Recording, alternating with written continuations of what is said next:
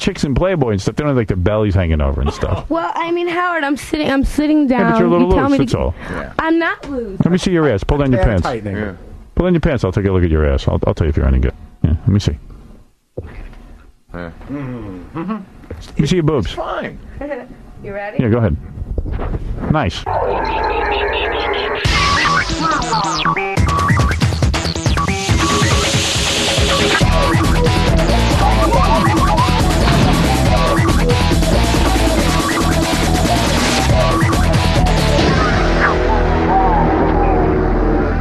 Now, Peaches, why do you want to replace Kathie Lee? Why do I want to play Lee? Because who else would who would you want to wake up to in the morning, me or Kathie Lee? Well, I don't know. We don't really know you. Well, What are your qualities? Why should we want to wake up to you? well, it sounds better, Regis and Peaches. Here is Peaches, who called me. Let me play her tape from the other day. Okay. This is Peaches. Peaches, what is this? You want to replace Kathie Lee? Yeah, I do. Now, in addition to looking beautiful, which I think is part of what you have to do, Yeah. you're Have gonna you got television experience? you've got to be willing to go on with Regis and talk about your personal life. Yeah, that's no problem. If Regis says to you, "Okay, Peaches, what did you do last night for fun?" What are you going to say? Oh, I did about 12 lines of Coke and I drank Coors Light. Right, and Regis says, "Honey, why did you do 12 lines of Coke?" What would you say? Because I'm enjoying my ride. You are. Well, there you go. I was really intrigued with Peaches, and now here she is, Peaches. The real girl. The real Peaches. Wow. I know Regis. I've met him several times, and You sort of have a friendship with him. that's right. I think that I could recommend Peaches. I would tune in if Peaches was the host. Here she comes. Yeah. Let's see how she looks. She's got a good look. Wow. She kind of looks like a very Well, like that's an a actress. nice outfit for the morning show, don't you think? She's wearing all gold spandex.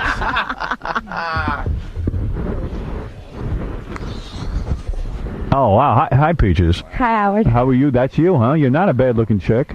Wow. I mean, you look like you've been around the block a little bit, but that's You okay.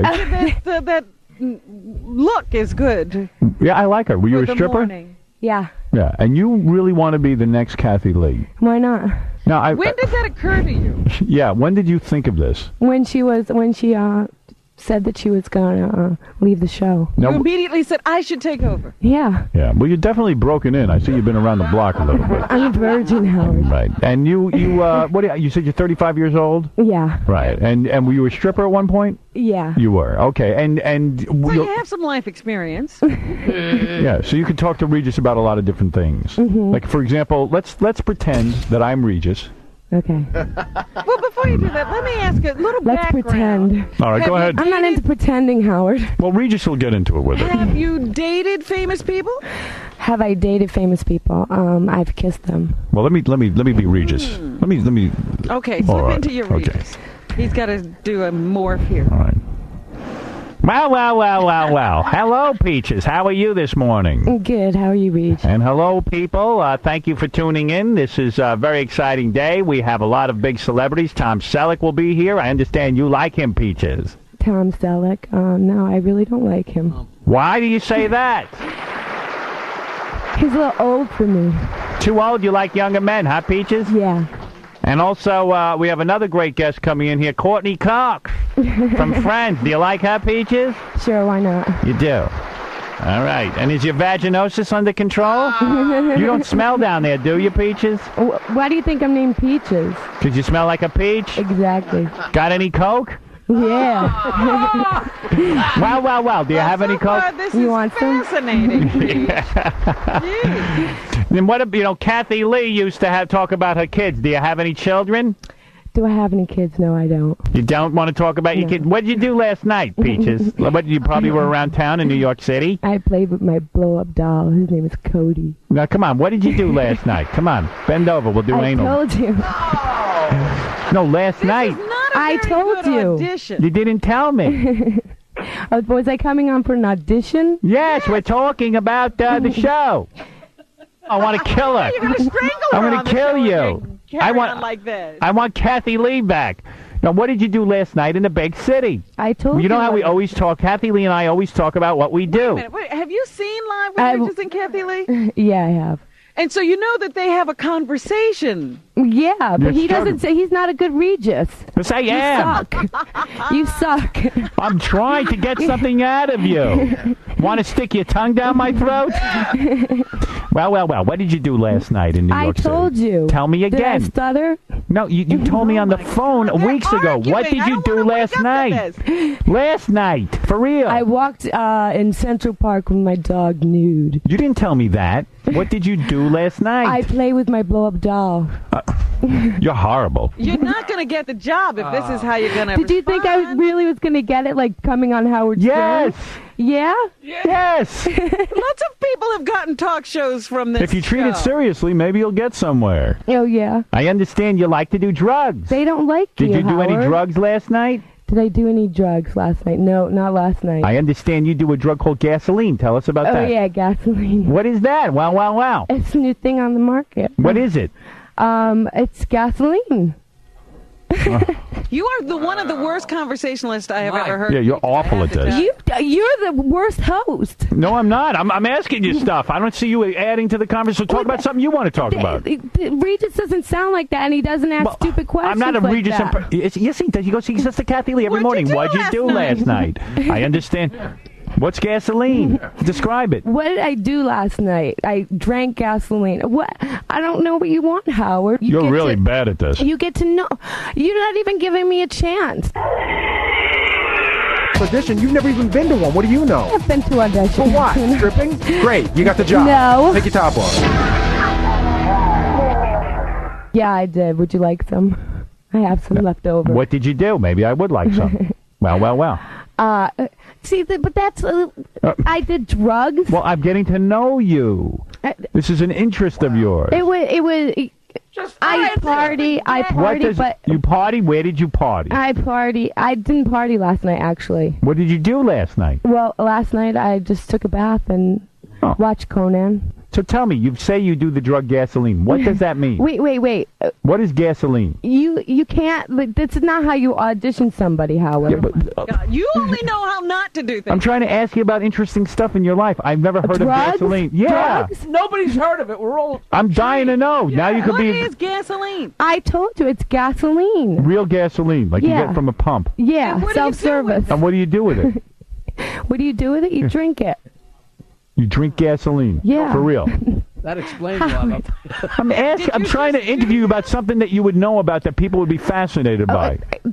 That I drink gasoline. What is your favorite drug? That's a good question. My favorite drug, ecstasy. All right, you like ecstasy. Yeah. How is gasoline? What is gasoline and how is it different from ecstasy? Well, it's cheaper. All right, and what does it do to you, gasoline? It was a joke, Howard. No. Oh, boy. It was a joke. Well, Peaches, I tried to give you an audition. I don't think it went well. Well, I don't think that you even prepared. You just asked about drugs. You're combative, first of all. You come on to a show, you want to have You're conversation, angry. don't you? Yeah, I mean, what would I ask you about? I got to tell you, I'm really angry with Peaches, and I'll tell you why. Peaches, you're saying, what does Howard know? What big auditions have you been invited to? What other shows are inviting you to do an audition? You don't even know about auditions. You've never even been on one. That's so Howard, just my opinion. You don't even know what I'm makes you saying- interesting. you don't even know how, you're telling Howard he doesn't know how to do an audition. You've never even been to one. What do you know? I have been to auditions. For what? Stripping? Great, you got the job. No. Take your top off. No, really. I mean, Howard's giving you a chance. I know, no, but he was attacking me. I was not. How is he attacking you? By asking, you called and you talked about doing 12 lines of Coke and Coors Light.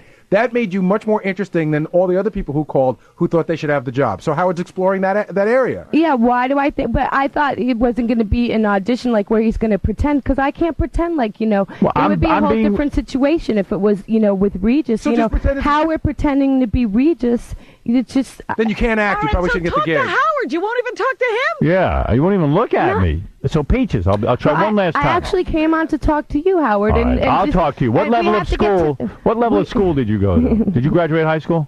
Yeah. I don't believe that. Where? You know what, Howard? You know what I think happened? Did you graduate high school or not? Well, Howard, we have to get to know each other first, and Well, I'm then getting I to can know go you. into an Getting to know audition. each other. You can't just go into an audition. All right, I'm going to get to know you right now. What grade did you get up to? Be honest. What grade? Yeah. College. You went to college? Yeah. What college? I went to AMDA, the American Musical and Dramatic Academy. I don't Where's believe that? I don't. Wait a second. You have a high school diploma or a GED? Obi-Wan Kenobi. I feel like the Jedi. They're all coming at me from all sides. Right, GED. Exactly. Well, Are Howard, you nervous? Is that what it is? yeah, I am nervous. Nervous. Would you like a drink to Get calm us some down? cat tranquilizers. Everybody seems like it's so easy. I mean, I am nervous because Well, Live with Regis and Kathie Lee is a big show. It's Well, live national. with Howard is And also, even can I say a bigger something? show. Even if you're going to dress for the show, your belly's hanging over your pants a little bit. It is. That's good. I Oh, like. it's 'cause I'm bending over though. No, but I mean, you got a nice body, but You can't do the show flat on your back, you know. You Yeah. have to, if you're going to wear that out, wear something where your belly isn't hanging over your pants. Everybody seems like they're so much better, but You were good on the phone. I thought you might have a shot at being the next Kathie Lee, but I could see you're not up to it. I You're think too You're nervous. not the same Peaches. We told you know on the why? phone. but You're I an don't uptight want to be Peaches. Kathie Lee. I'm Peaches. Yeah, but Peaches, you were in a different state of mind when you called us, weren't you? I wasn't. You need to drink. Yeah. Get her some tequila. I need you to calm down and to understand that I'm sorry you blew coming the on- audition. coming You know on- what? coming- There's I'm not a lot recommending of you. Understanding in the world. I am not recommending you to Regis. Peaches, you know what? We've got 10 minutes. Your segment's like 10 minutes long, and you're like wasting time, and we don't have time Okay, to but you know understand what? See, here's how you should have done Do you it. think? Hey, Peaches. Hey, give her something to drink. You want some scotch? Want a little, Yeah, give me a shot? scotch. Here you go. Here's It's Cuervo. it's Cuervo. Whiskey. Get you high right away. Okay. I think we got Give her- one. This is how she should Give get her the three show donuts. with a drink in her hand. Actually, I am nervous, but I mean, come on. Check one. Do you think you need talent to replace Kathie Lee? Honey, here's Do you what- think you need talent? You need to be able to Do you think- speak without Shut up being and drink. attacking. You need to be able to have a conversation. Just drink. Pull in your pants. I'll take a look at your ass. I'll tell you if you're any good. Yeah, come on, everybody. You're too old for me, Howard. Yeah, right. Honey, if you're 45, I don't think I'm too old for you. I'm 35, baby. Yeah, right. never met a- Produce a driver's license. I never met a dancer in my Right life. here. who You told wish us you were about her age. 35. I am 35. Yeah, okay, in dog years. Oh, she's cute. What? Actually, attack me. I'm going to attack her. Dude, when you just said I've that, never Right. seen anything like this. This is a Howard. you got to go back and look at the tape. When you just said that, Yeah, well, tough on her. She's busy insulting me. I'm going to insult her back. Yeah, I'm too old for you. Honey, you'd be lucky to get. You'd have to go out with 65-year-old guys. I don't You have to like go out with hairy Imus. asses. Yeah, well, my ass isn't hairy. Now we got a show. Now we got something going. Yeah, the Sonny and Cher. I've been working out. Yeah. When's the divorce? You're just getting all bummed out because you flunked the audition. I didn't flunk any audition. I flunked your audition. I didn't audition for Regis. But what other auditions are You you? All right, let me think try you're again. gonna get in the Let me try door? again. Now stop drinking and let's get to it. Now I'm going to start. Let's wash away all the badness. Start from the beginning. And let's start from the beginning. You ready?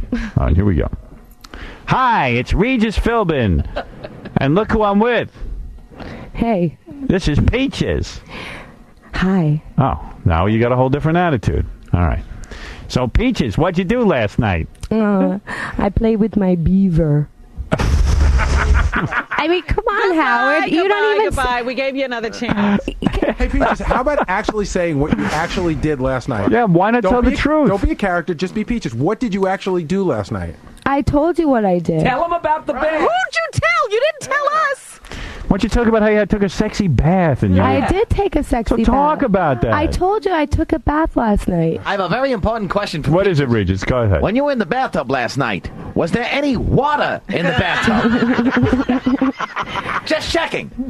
All right. Anyway, listen, Peaches, it didn't work out well, but that doesn't mean anything. The odds I of you think becoming you should look for another profession. yeah, the odds of you becoming the next Kathie Lee were difficult. I didn't think I was going to get it anyways coming on your show. Right. Well, I was going to try for you. If you did well, I I was going to play actually the want to tape for pose for Regis. Playboy. That's what I really want to do. I think that day is Can I You jump past. got a in? better chance Yeah. of replacing Kathie Lee. Chicks in Playboy and stuff, they don't have like their bellies hanging over and stuff. Well, I mean, Howard, I'm sitting down. Yeah, but you're a little you tell loose, me that's to, all. I'm not loose. Let me see. Stand up. Oh, come on. Well, just, I mean, No, you look good. no, the front needs a tight. Let me see your ass. Pull down your pants. Tightening. Pull down your pants. I'll take a look at your ass. I'll tell you if you're any good. Let me see. What's she doing? It's taking her an hour. Those pants can come right down. Come on. You know, you've insulted me. No, I haven't. I haven't even started insulting you yet. This is the part where you make Go it ahead. all up. This is where I'm going to compliment you if you hurry up. If I hurry up. Yeah, let me see. It's not bad. It's okay. I mean, Yeah, but not bad. it's. Let me see your boobs. Fine. Are those implants? I told you they're real big. They're real. She says no. I believe her. Believe that. Honey, don't put your belt on right now. Just let me see your boobs. You ready? Yeah, go ahead. I'll tell you if I get excited. You ready? Yeah, go ahead.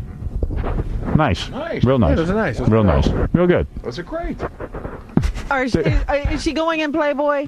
She's not going in play. She's 20. If she was 22, she could go in I'm Playboy. 35. How many 35-year-olds have real boobs, look like I Honey, do? they don't see him in Playboy. You don't want to see it. She's in great shape for 35, but when you open a Playboy, it doesn't say, hey, she's in great shape for 35. It's like, this is the youngest and best we have to offer. Right. It's a young woman's world in that magazine. I'm sorry. It is. It's a tough world out there. You're a good-looking girl. You could do It's great a in a tough strip world, club. sure. Right. At least I got on. Yeah, you got on. I mean, I didn't I pass. I didn't pass your test. Was that your goal? That's your test, Howard. right. That's true. You didn't pass the test. But you did get to see my ass and my boobies. Right. That was good. I mean, It might be time for Turkish Millionaire. Wait a second. yeah, Do you want to play Turkish Millionaire sure, for prizes? sure. You do? Maybe you can be a There goes the contestant. glass. All right. Well, still drinking. A lot of answers at the bottom of that glass. All right. I tell you what. Take her to the green room. Let her relax. If you want, when we come Take back, your glass I'll with put you on Turkish Millionaire. Maybe you could win a nice prize. And I get another shot. Yeah, The well- bottle's over here. So you're gonna play Turkish Millionaire? I guess. Did I fail miserably? Hey, Peaches, I'll leave this with you, I guess. What Turkish millionaire is it? We're just going to ask you some questions, some trivia questions. And, No, I don't need the bottle. well, just in case you want it, I'll leave it here. Mm-hmm. All right, so you just want to relax a little bit. I'll come back and get you in a few minutes. I'll bring you back in. Don't get my belly. What fruit fell on Newton's head? Fig. Come in here and win a nice prize. She was a good sport. I understand Peaches is angry. Well, she should be. But not at me. I told Peaches she was good looking. What does she want from me? She's not Kathie Lee. She's not the next Kathie Lee. That's all. We Probably don't know men. what she is. Come on in, honey. You're a good looking girl. What do you We care? need to get to know her. Did you really think you were going to be the next Kathie Lee? Think it through, Peaches.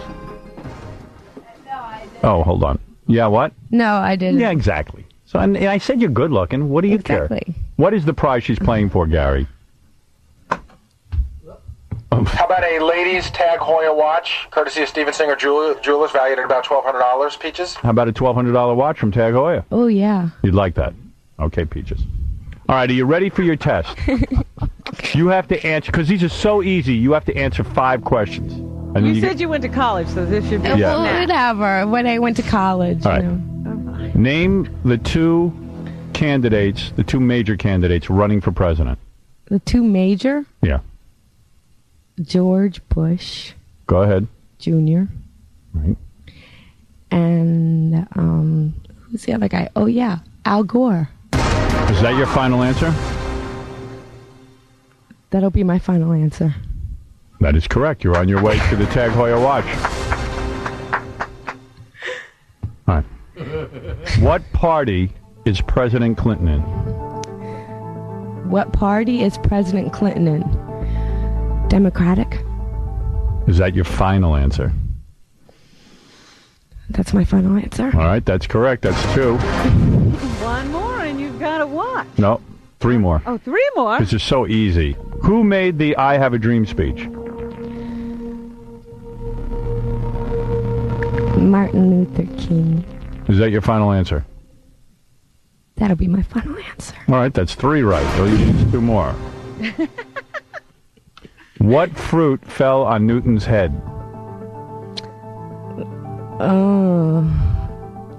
Fig. Does she get a lifeline or anything? Is that your final answer? No. Can I use my 50-50? No. What is your final answer, really? This is a tough one, I know. Think it through. Let's hear your thoughts. You know who Newton is?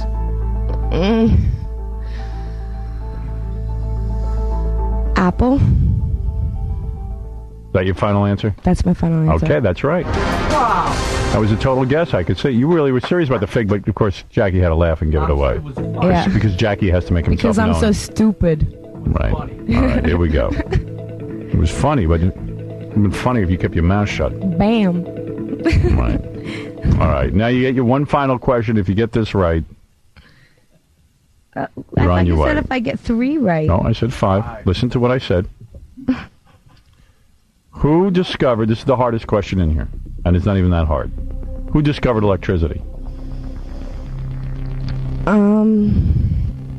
Benjamin Franklin. Is that your final answer?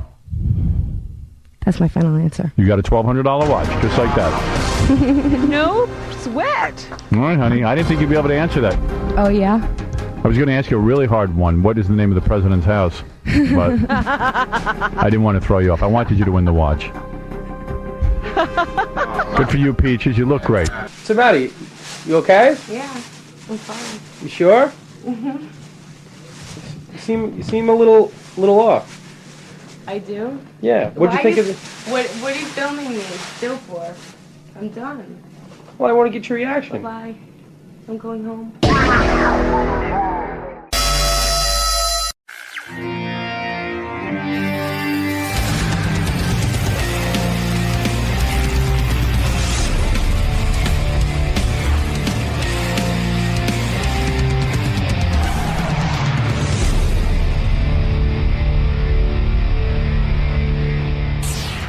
What did Ronnie get? Let me see. Bottom red in yellow. Ugly I've meter never had results. this. Oh my God! What? Oh my God! I'll let you announce it. Listen, Ronnie is a 0. No. Are you kidding? 0, lower than Jay Leno. Are you Read it. But Ronnie, You want to come get here. a text? Come here. What? I swear, take a look. Get out of here. Look at that. There Oh, you thank go. God. On the bottom. Fuck off. Wow. What does that mean, 0? He's never even seen What does a it say? 0. Okay, well, it says his head size, like ratio, is only 1% off, which is pretty good, but it says his eyes are extremely too small and way too far apart. That's where he's losing most of his point. And his mouth is 34% narrower than it should be for his face. So his nose is all right, but wow, Suddenly I feel hot. Let's go to Joe. Joe from Philly.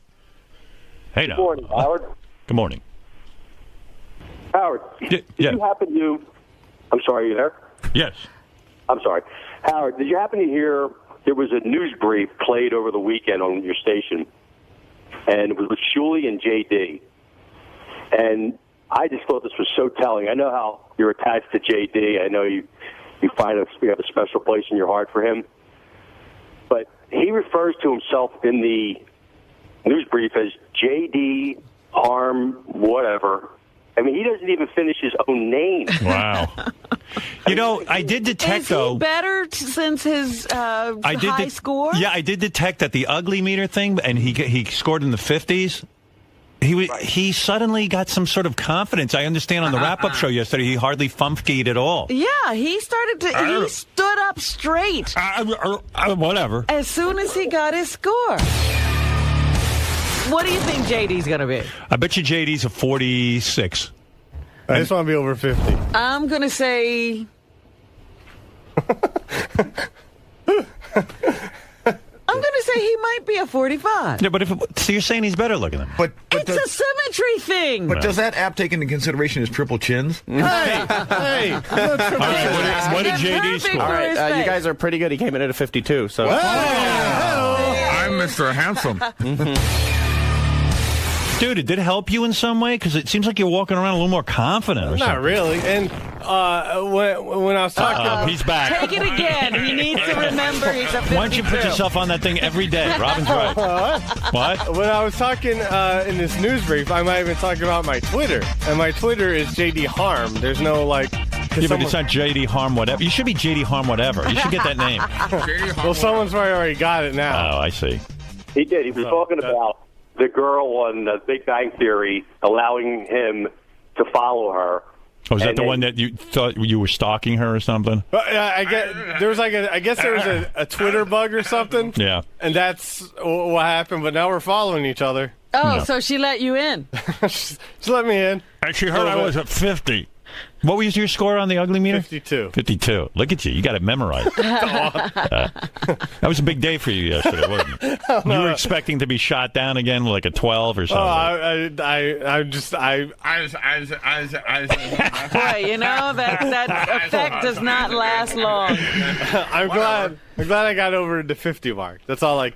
By the way, is there anything funnier than Fred doing JD or Eric the actor? I mean, come on. I was listening to the replay of Eric the actor yesterday, and Fred was going like on a mad tear, like, you know. I know. Well, he was very inspirational yesterday. I have to say. Thank you for calling in, Eric. You should like get a business card, JD, with your number on it, like 52. Just say, you know, for chicks. I'll change my Twitter thing, but I 52 on the ugly meter. Did you goof on Ronnie at all about a 0? A lot of guys were in the hall goofing on him. I didn't really get to talk to him much, but it is funny. Is anyone out there throwing the 0 at him? Of course. Yeah. Get a 0. I mean, that's not cool. I agree with Robin. I think it's because that big bush he's got on his face. It threw the meter off. It's not used to that sort of thing. Does Ronnie have the worst facial hair, Robin? Be honest. No, he doesn't have the worst facial hair of anybody on earth. Because it is like a Wyatt Earp mustache. I love when guys start carving things in their hair, you know, making designs. What kind of design? It's not a design. Is everyone busting balls about your 0? Dude, I don't really.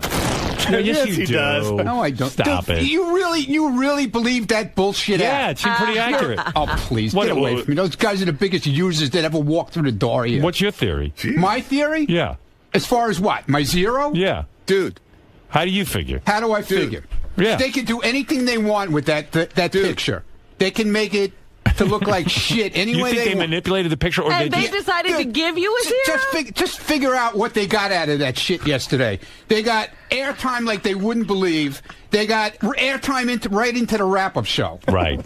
And when the guy walked out the door, wait, so you don't think you are a 0? Wait. When the guy walked out of the little bald ugly guy walked out of the studio yesterday, yeah, he goes, "Thanks for being such a good sport," with a big smile on his face. Ooh. So you think it was rigged? Oh, I know it was rigged. You know what? Without a doubt in my fucking mind. I met a guy. I got to tell you something. I met a guy. He's a burn victim. He got a 25. Yeah, okay, good. I'm glad. What number do you think you should be? Dude, I'm happy for him. I don't care. But what number do you think you are? I don't know. You don't know your own number? No. What were you thinking you were going to get? You thought you were going to beat me. Tell the truth. I had no idea. Yeah. I had no idea. Meanwhile, I heard that Sal put a big 0 on Ronnie's back yesterday. And he's walking around. No, it said 0. It wasn't a big 0. He put a 0. Oh, it said 0? It said 0. And you didn't know for a long time? That's not nice. That was not nice. Whatever. Ron. I don't think Ronnie's a 0. I think Ronnie's the man. Bro. Yeah, I'm crying. I'm crying over the whole thing. Believe me. I'm crying. No, you seem affected by it. Yeah, I am. I'm very affected. I'm crying. Get failing. I'm not getting failing. Get him. I'm not getting him. He's running his bullshit camera in there. What do you want from me? I should get him? He was here. Failing. That's your problem. Were you pissed? No. No, it's just annoying when people just don't leave you alone.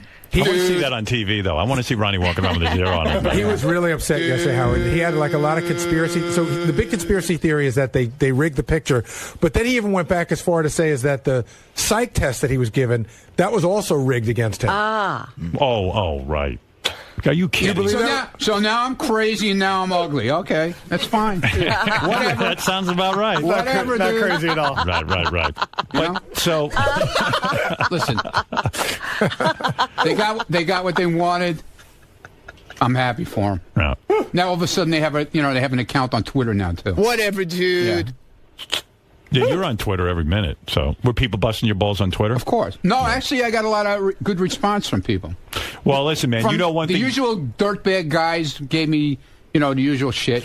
But I got a lot of chicks saying that's bullshit. That you're good looking. Yeah, listen, man. there's one thing I know. You're a great security guy. I say you have eyes in the back of your head. I really do. Thank you. I do. Yeah, thank you. You know everything that's going on. Yeah, Whatever. You're constantly aware of what's going on around you. Yeah, and I love thank that. You. Yeah. That's because my eyes are back here instead of up here. No, you that's probably why know I got what's a 0. going. You probably know what's going on behind you right now. Yeah. Right. Okay. Yeah. All right. Yeah. Stupid ass. Sal was holding up a big 0. Yeah. Way too long. It was the shakiest zero I've ever seen in my life. But, no, I mean, I was bummed out about the 34, but what are you going to do? I got to go on with my life. Yeah, exactly. You know, it wasn't a great score for me, but it is weird. You think you're better looking than JD, don't you?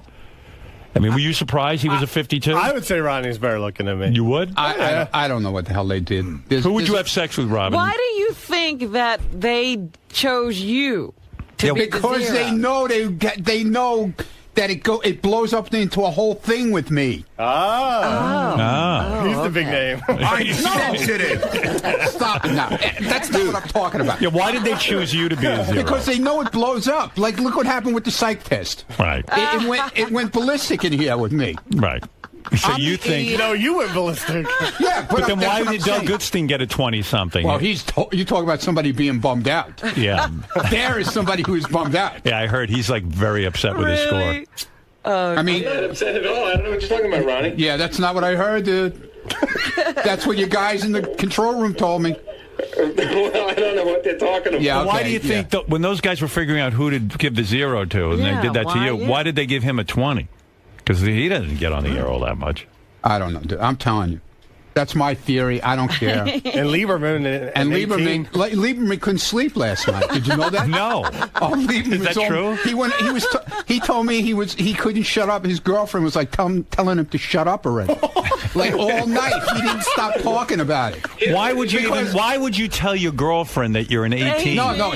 Beth called me. She goes, "Why are people telling me about some ugly thing?" And I go, "Oh, because you got a 92." And she goes, "What do you mean a 92?" I said, "You tested higher than Angelina Jolie." She goes, "Oh, that's ridiculous. They probably just used a good picture of me or something." I said, "No, you just tested high." Lieberman supposedly...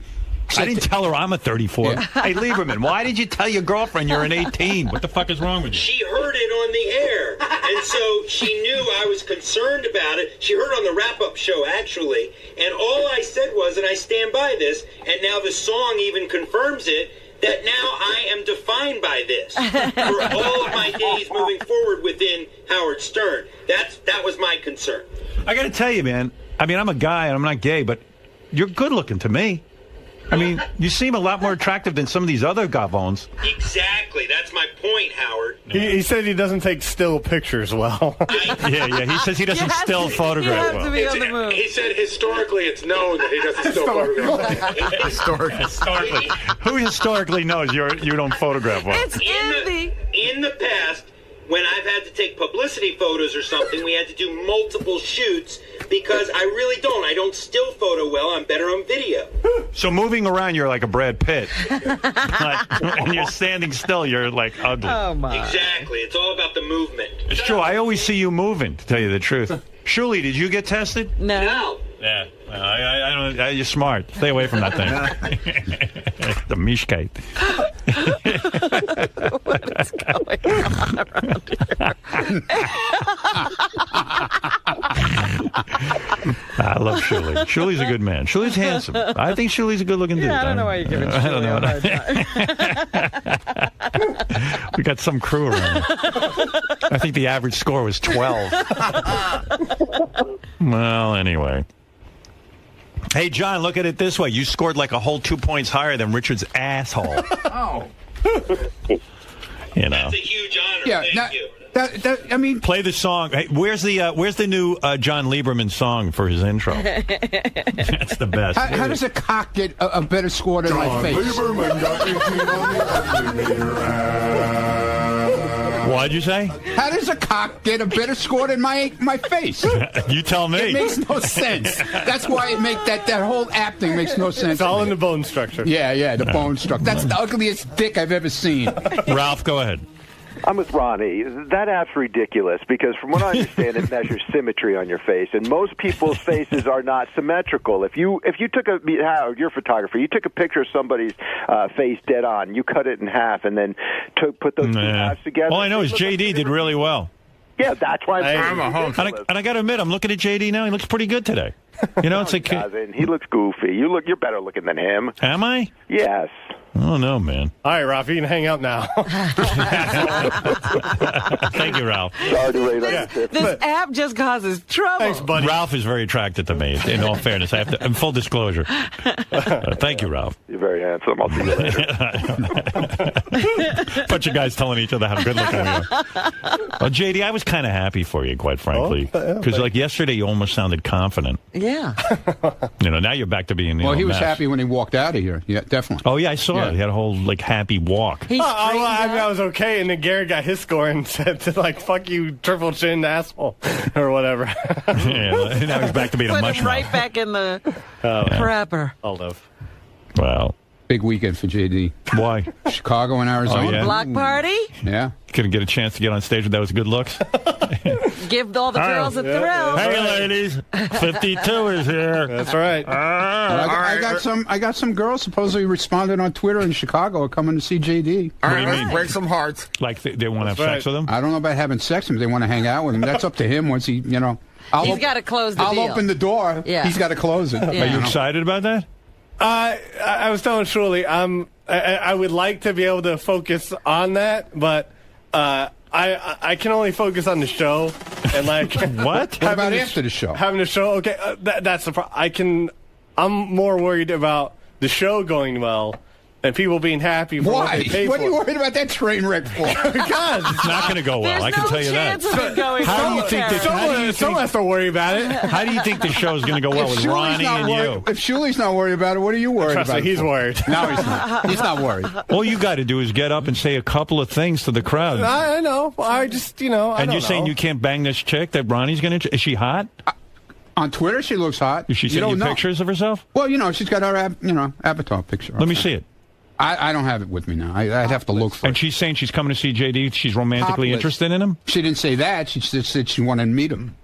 Like back at the hotel? Yeah, well, she heard the stuff that was going on in the show. Right. And she said she wanted to meet him at the show. She didn't say anything about hotels. Oh. Well, hey, at least you got an entree. You don't know. There's plenty of recon going on. Yeah, but you know he's going to fuck it up. Because like he's going to get with her and then all of a sudden she's not. He's going to be like, Well, I'm not going to stand there and give instructions in the bedroom. What does it mean, plenty of recon going on? But then again, maybe I should. Maybe I should do that. No, can't you help him at least get her? Like, can't you help the conversation in the beginning? I will try.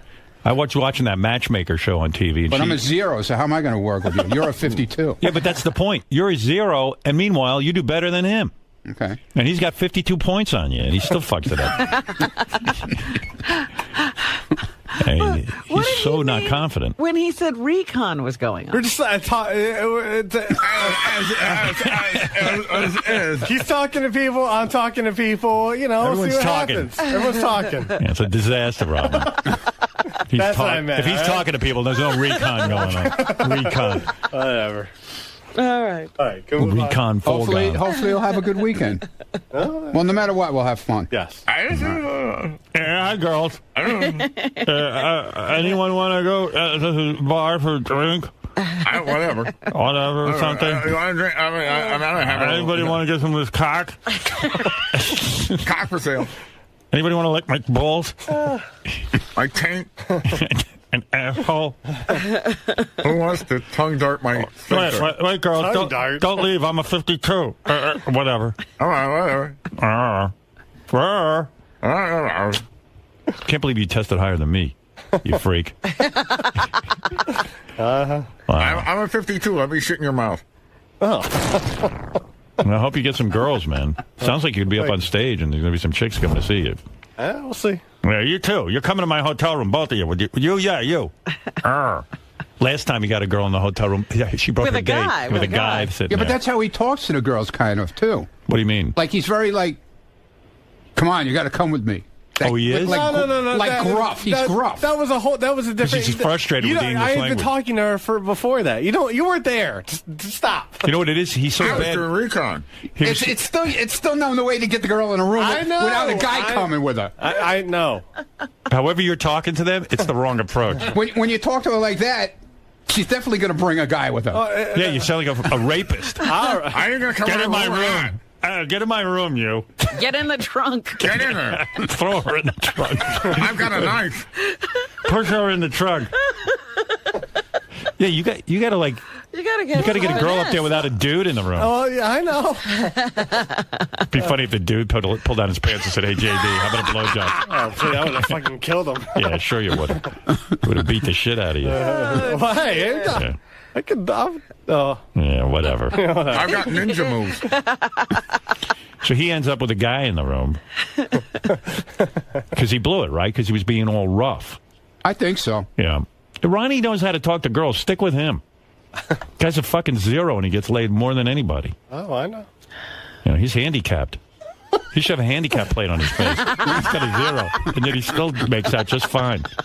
Right? Yeah. Chicks love you. I have no problem. Because he's fun. And you get all marble mouth. I'll help you, man. You know what you got to do? I promised your father. Oh, God. You know what you got to do, Ron? You got to, like, hang out with him, make sure he doesn't go wrong. Because I was watching this matchmaking show. Right. This woman comes on, and she's like a professional matchmaker. Blonde-haired woman, nice-looking woman. I'm watching this thing, you know, because I watch everything. And what she does is these guys are total douchebags. They don't know how to talk to girls. So she kind of, like, rehearses them. Right. Like, this fucking guy wouldn't even take off his hat. And he made him look, he was 40 years old. He looked like he was 12, and chicks don't dig that. Right. And you see how JD rocks back and forth and shit. They stop him from doing all that. And one of the tips I learned, when you meet these girls, like if you meet one of the girls, give them a hug. Yeah? You know, yeah. Don't like, give them like a hug. All right. Don't stay back. Go in. Yeah, go in. All right. Yeah, see how it worked for me when we did that, we did the thing here, when I went over and hugged the girl? Yeah, right. Everybody said I looked like it was a pervert. You know what you got to do? You got to hug them and then squeeze their ass and play with their vagina a little bit. There you go. You'll do just fine. Yeah. You'll be in jail. No, but you got to get some sort of rap together, dude. That's chicks. The main thing, it's not your looks, it's your rap. And I'm not saying I'm good at it, but you're a disaster. You figure though, you know, when he has a few drinks, that his rap would get better. Oh, it's not? It doesn't. It gets like angry, right? Yeah, he gets angry. He gets dear. especially if the girl starts to like, because I saw this at the strip club with him. If the girl starts to like even reject him a little bit, Yeah, he really gets agitated. You can't do that. Well, I don't want to get rejected. Well, no, What do you want keep, from me? Dude, you got to keep working at it. You don't just, you don't act like you're going to They're rejecting me. Why would I keep working? No, they don't reject you right away. It's like the slightest little wrong word they say to you, it's like, get the fuck away from me, and you move on to the next one. No, Dude, you got to work it. I don't even know what you're talking about. I know what I'm talking about. Ronnie never gives up. I've been there with you. All right. He's like you know when those wolves get trapped and they gnaw their own feet off? That's Ronnie. Yeah, he keeps gnawing. It's like on The Walking Dead when the guy cut his hand off, Right. remember? Yeah. To get at it when he was all... Yeah. Right. Yeah, sure, whatever. I always agree with Ronnie. Who would you fuck out of these two? Oh, Seriously. my God. It's fucking Ronnie. What? If she's picking Benji over me, she's fucking around. I bet you, after the test yesterday, Ronnie got a 0, you got a 52. I bet you got a shot with Robin over Ronnie. Yeah, all right. Let's go. Robin, you got to bang one of them. If you can stop laughing. Come on. Don't emasculate. Could always do a threesome, honey. No, we can't. No. What? A threesome. You have to have sex with You'll either do it JD when you or get Ronnie. there. A threesome. Seriously, over Ronnie or JD, who do you go with? Put on that face you did yesterday, JD, where you got the 52. Close your mouth. His teeth throw everyone off. Okay, keep it closed. Let him look at him with his mouth closed.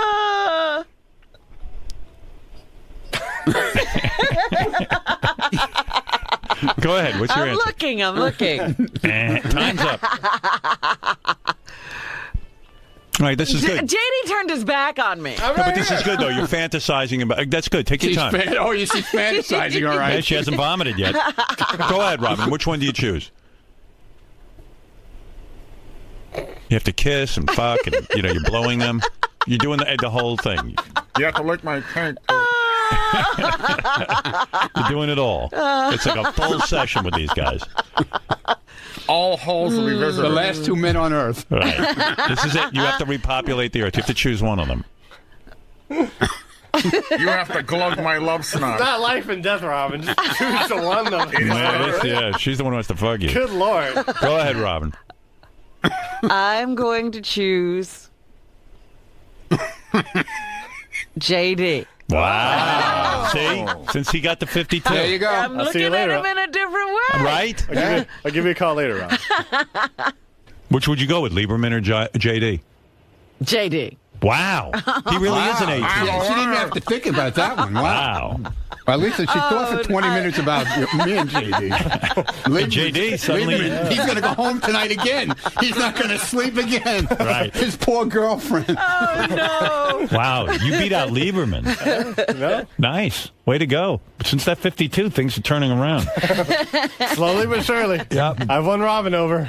All right, well, I got to do a spot break. When we got, oh, my God, it's 9:51. What are we doing? Well, we got to do news, but first... I'm getting laid. Thank you. Thank you, boys. All right. Thank you, Robin.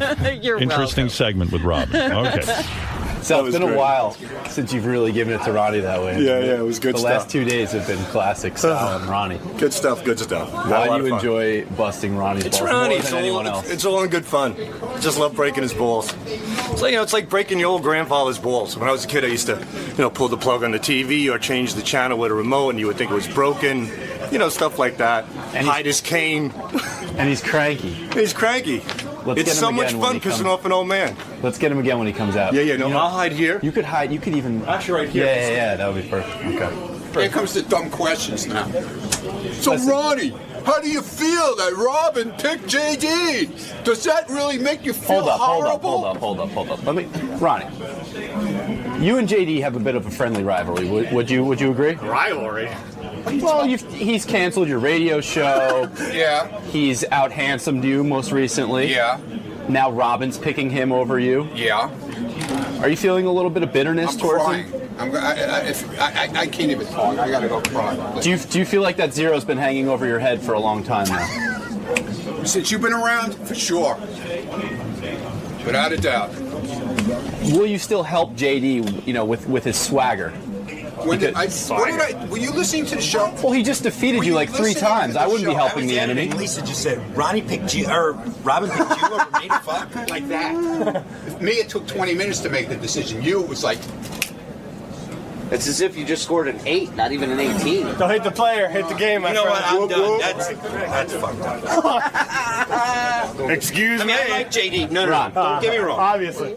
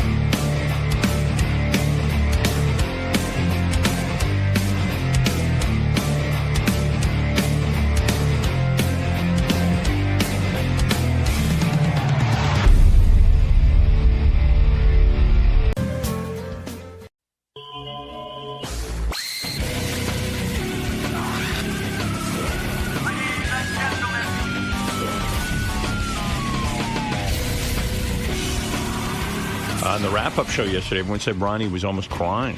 What? Yeah, he almost was. Baba Booey thinks he was crying. What is going on with him? I don't know. He got all upset. He's getting very emotional. Yeah. What bothers me most right now is that I spoke to Howard on Friday morning after the party, and we talked on the phone, and he said what a great time he had, and he was glad I was there. Then he goes and he tells me on the air today that he went to a shrink and talked about what an I was and everything. And you don't think that bothers me? Just like it bothers Jason. I know it about bothers this going to a fucking concert. How many times has somebody done something that Howard's saving for the air? Of course he's not going to tell you the next day. Dude, he went to a shrink and talked about it. So, Ronnie, how do you think Howard really feels about you in this situation? I think he was upset. I think he was upset about it. Why would you go to your shrink and talk about it if you really weren't upset about it? Do you think he walked in and said to a shrink, I got to get this off my chest? Or do you think you go through, maybe they're talking about wedding stress and this is a subject that came up? I don't know. I don't know how it came up, but it came up, and that really bothers me. Well, that's good. First Finally, of all, you got through to him. I didn't go into my shrink and go, gee, you're not going to believe this one. How do you know the shrink doesn't have a 10 minutes set aside every week for Ronnie time? Now, Gary hit it right on the head. I was sitting in the shrink and I was talking. First of all, when I spoke to Ronnie, I hadn't spoken to my shrink yet. I wasn't really aware how much it bothered me. what he said. And then I was, sitting there at my shrink, and I was talking about the stress of the wedding, because I really am stressed out. It's unbelievable. Beth is too. Well, of course you are. Yeah, we're just completely stressed. It's weird. I can't wait for it to be over. So, anyway, I was sitting there at the shrink, and I was talking about the stress, and I said, I had this bachelor party. I said, one of the guys gets up, and I told him what he said. He gets up, and he goes, geez, what are you doing getting married? What the fuck are you going to, so, So I said, he's crass, this guy, but nevertheless, it really got me. He goes, my psychiatrist just said to me, what a terrible thing to say. Because why would he say that? Why do you think he said that? I said, because he's not happy for me, I guess, or he's angry guy. And then the psychiatrist said, yeah. It wasn't anything like I walked in and I was just talking about the bachelor party, and I was talking more about the fact that, we didn't go to the strip club and all that. And then I just said, yeah. And I said, this weird thing happened. I said, it was just kind of strange. And I said, that kind of shit just really freaked me out. And Ronnie was talking on the wrap-up show, too, how he thinks he wasn't really invited. Because what I said yesterday, I guess he wasn't. I don't know if he would have been there or not. And then he started screaming about how everyone else is my friend, but I don't really hang out with him. Oh, my God. Yeah. See, this was the whole theme of the wrap-up show. What do you say, Gary? Ronnie's not saying that. Ronnie's saying he didn't. I guess I don't belong there. How you have some. He insinuated that you have more of a relationship with everyone there but him. Yeah, he's my limo driver. I don't know how to explain this to him. I like Ronnie a lot. We spend a lot of time together, but I don't know what he wants to go with this. You know what I mean? Well, I don't understand why it bothers him so much that you two don't hang out. You don't have anything in common. I know. He'd have a miserable time hanging out with you. Yeah, I'm not really... You're not going to NASCAR. Right. You're not doing that stuff. But what I do with Ronnie? I like Ronnie. He's a good guy. But you just don't have any place where you would be hanging out together. He wants to take our relationship further. Right. He'd be having dinner with you and stuff, and that would be great. If Ronnie didn't drive my car, I wouldn't really know him. Right. But that's what irks him. And I don't know why, because he really doesn't want to do what you do. I get the feeling that he thinks that because you guys have been together so long that there's more, that he's more than just a guy's brother. You're friends. I might have made a mistake when I had him do security, because now he's up here and he's hanging out. He gets his name. Like, he's in the newspaper today on page 6 with Really? me. Yeah, they keep misspelling his name, which I love. They call him Ronnie, the limo driver, Mund, M-U-N-N. M-U-N-N. Yeah, but the story was basically that nothing really went on in my bachelor party. But, now he's a bit of a personality. But still, there are a lot of guys you like around here that you don't have anything in common with and you're not going out on the weekends with. Yeah, and the reason I called him after the party was I needed to book the car for something. Right. You didn't call him just to say you had a great time. Book the car next time and hang up the phone. Don't talk to me. Oh, my God. How's that? You're so it's incredible. No, I'm not. You're Dude, really... Well, I never said anything about going out to dinner with you like talking or anything to you. like that. I don't mind talking to you. It's not that I dislike you. And you know what, dude? Yeah. I never said I wanted to hang out with you. When did I ever say that? You never said it. Oh, yes, he has. He's actually talked about how we don't get together anymore. Of course. He says it all the time. I never said that. You say it all the time. God. When did I say that? Yeah, a couple of years ago, that was the rap. A couple of years ago, yeah, okay. Yeah, you've said it many times. No, I've never said. First of all, don't me, okay? When you tell me stuff like, "Oh, I'm going to have you out," this is like 3 years in a row. Right. You've said this to me. Yeah, and you know what I'm talking about, right? I said to Ronnie, I'm going to have you out to my house. And don't say it, because you don't mean it. Yeah, I don't. You're right. That was wrong. Don't say it. I don't want to have you there. I know. Oh, my God. This is like the third year already. You're not even understanding something. No, I'm understanding a lot. I understood a lot yesterday. I like you very much. You're a guy that I Dude, enjoy I don't want to working be your with. friend, okay? I don't. I No, you realize do. I'm Stop not saying that. No, it's true, You dude. do. You No. do. Stop You do. and Stop be it. honest. I am Stop being it. honest Get because right you down sound to silly it. now. No, I'm being You sound honest in the silly. fact that I know I'm We your are friend. friends. At a I don't certain hang out point, with to a Artie certain every day. point. I I don't don't hang out want with to anyone. hang out with you every day. We I don't see wanna each other. Don't listen bullshit for one. me though and tell Listen me, for oh, I'm once. going to have you out to the house and all that. You won't don't listen. bullshit me, you man. You don't want to listen, do you? Okay. All right. I'm you ready? listening.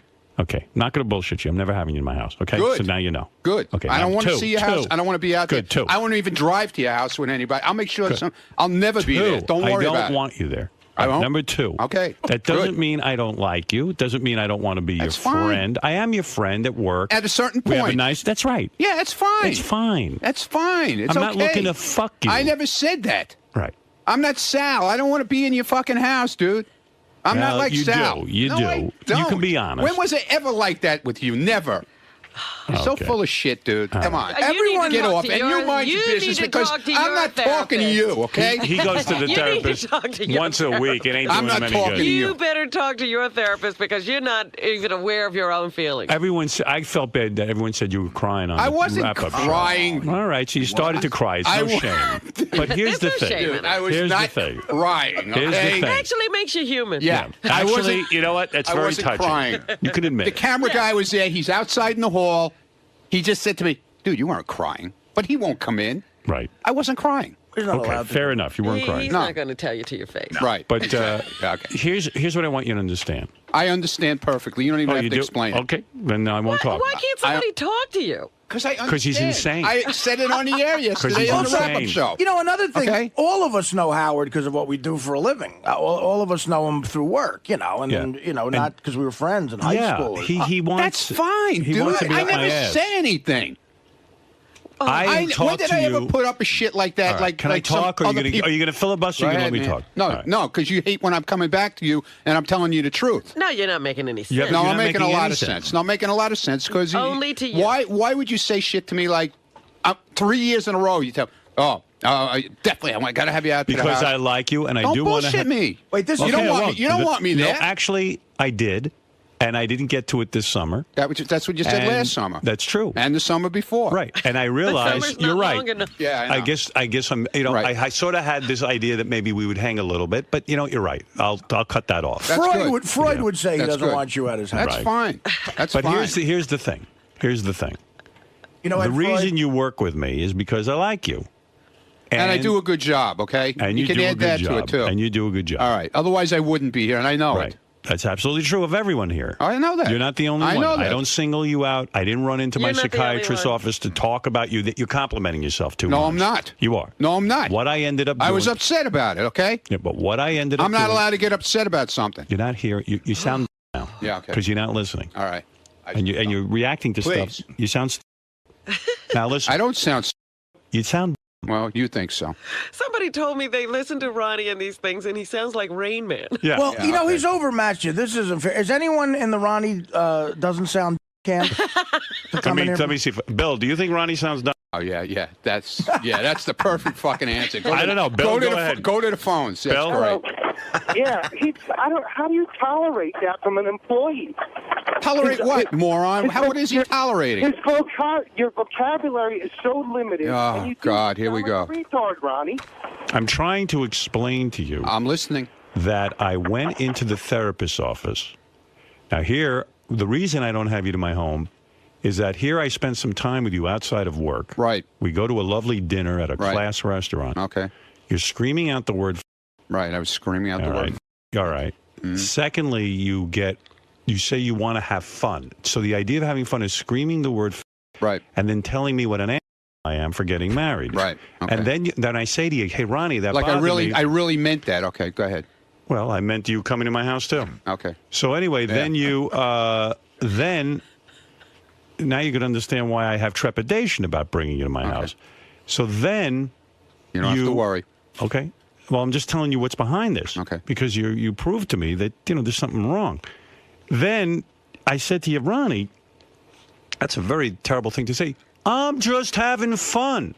Which makes no sense in terms of an answer. I know you're having fun, but I'm telling you it was something that was offensive. All right, That I many people apologize. If you got offended, I apologize. Yeah, I'm sorry. I mean, it's no big deal. Okay. I mean, I'm not angry with you. I don't hate you. Okay. It's just who Ronnie is. Right. This is Ronnie's. It's hard for you to say something nice. Right. It's difficult. I right. understand that you're an angry man. That's right, I am. You have anger in you. I do. I have a lot of anger. I do too. I relate. I have a ton of anger in me. Yeah, I've never seen anyone so angry. Right. Bad. Off the hook anger. So your anger came out. Why do you think you said that? Beside the stock answer, I just like to have fun. Why do you think you said? That's my answer. If you don't think that's the right answer, no. Well, why do you think you said that? I apologize. Are you really? I shouldn't have been there to begin with. Don't like you think I said, that's an act? Okay. Well, don't get off the topic. I'm asking you man to man. Right. Why do you think you made the speech? I don't know. You made? I really don't. You have no idea why? I don't know. Maybe it was the liquor. I don't know.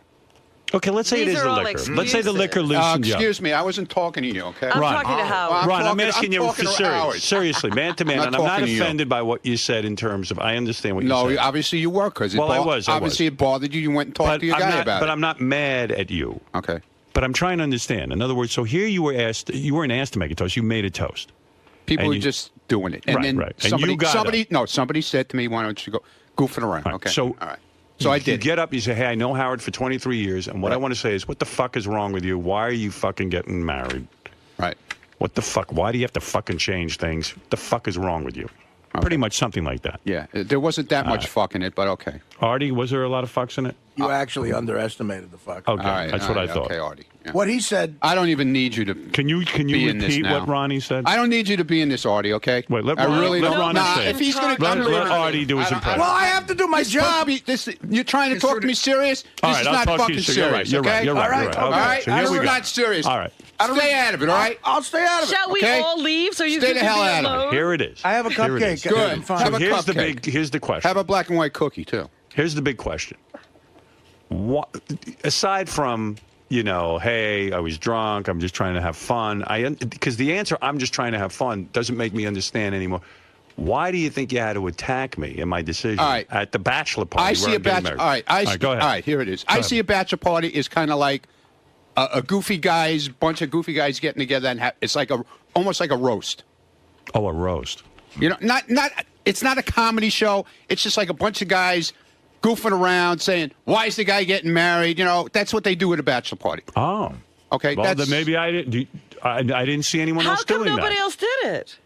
Well, you took it upon yourself. I agree with Ron. Why do I have to talk to you? I just have a question. Why did nobody else do it? I have no idea. Ron, I agree. By the way, I agree with you on that. That's what that is a theme at bachelor parties. But right. You have to read situations based on their individuality. Obviously, I forgot who I was dealing with. This wasn't a bachelor party where that was appropriate. But I agree with you. Bachelor parties. He's a different kind of guy. He's not into that. It's a different kind of place. I've never had a bachelor party at a place that nice. But I'll take it one step further because people do say that at bachelor parties. Ronnie's absolutely right. What he just said is right. But this wasn't even a bachelor party. Like somebody called it a bachelor party. But it was really just a dinner for friends before you get married. Yeah. It wasn't like a bachelor we were party. all having a good time. In the basement of the Knights of Columbus, and strippers come and, that's what Ronnie has said to me, no one was having a good time, so I wanted to have a good time. So I always say, well, like, I thought when did I say that? You said it yesterday. That no one was having a good time? You said no one was having a good time, so I want to have a good time. You guys don't have a good time. I don't remember saying that, dude. Well, the reason you said you did it yesterday was because nobody was having fun. Whatever. It was a bachelor party. It's supposed to be having fun. Well, obviously nobody was having fun. We were having a lot of fun. Well, you look like you're having a ball. Ron, I wasn't having fun when you put me in a headlock. And I didn't put you in a headlock. Yes, you did. I did not. I went like this to you, man. What's going on? What's going on?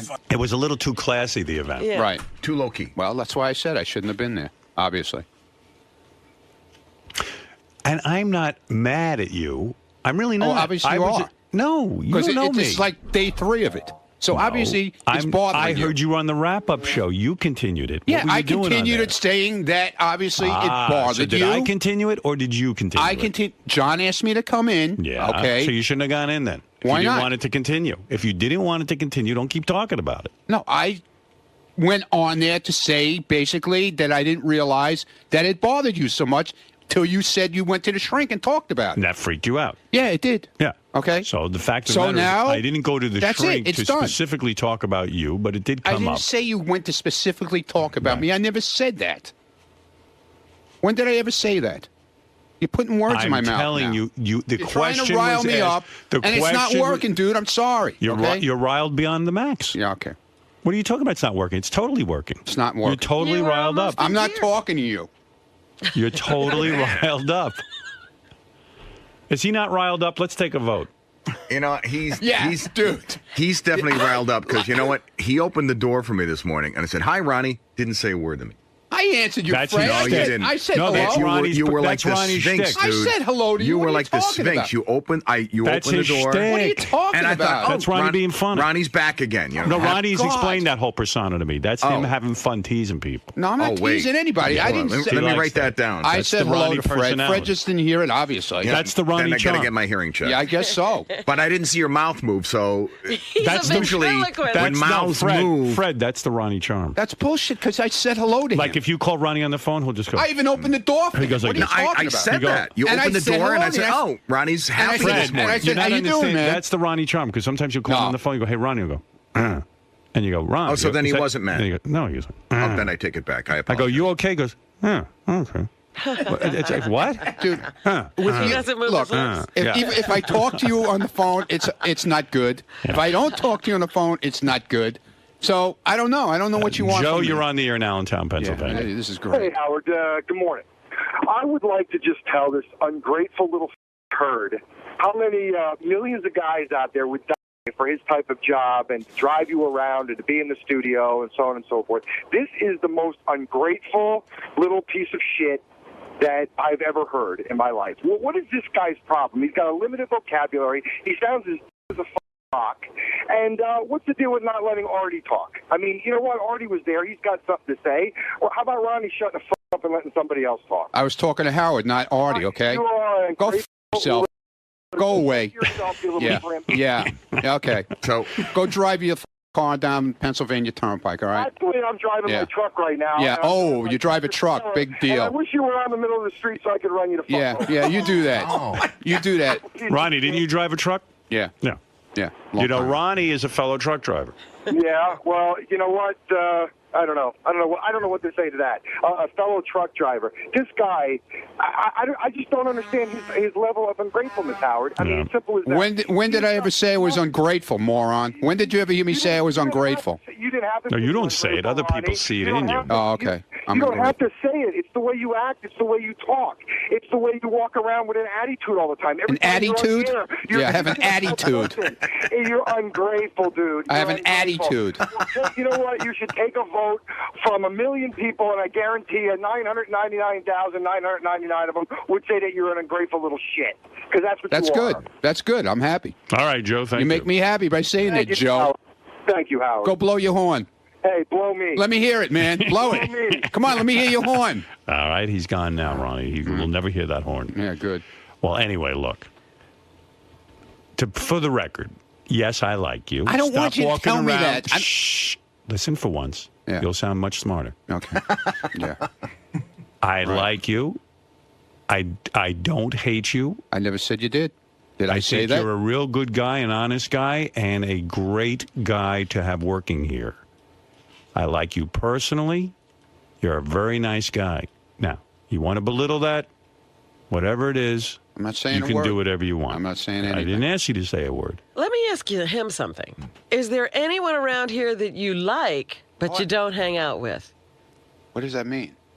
Listen to her again. That's a very good question. Is there anyone around here that you like, that you don't hang out with? Give him some thinking music. Don't answer right away. Is there anyone around here that you like? Yeah.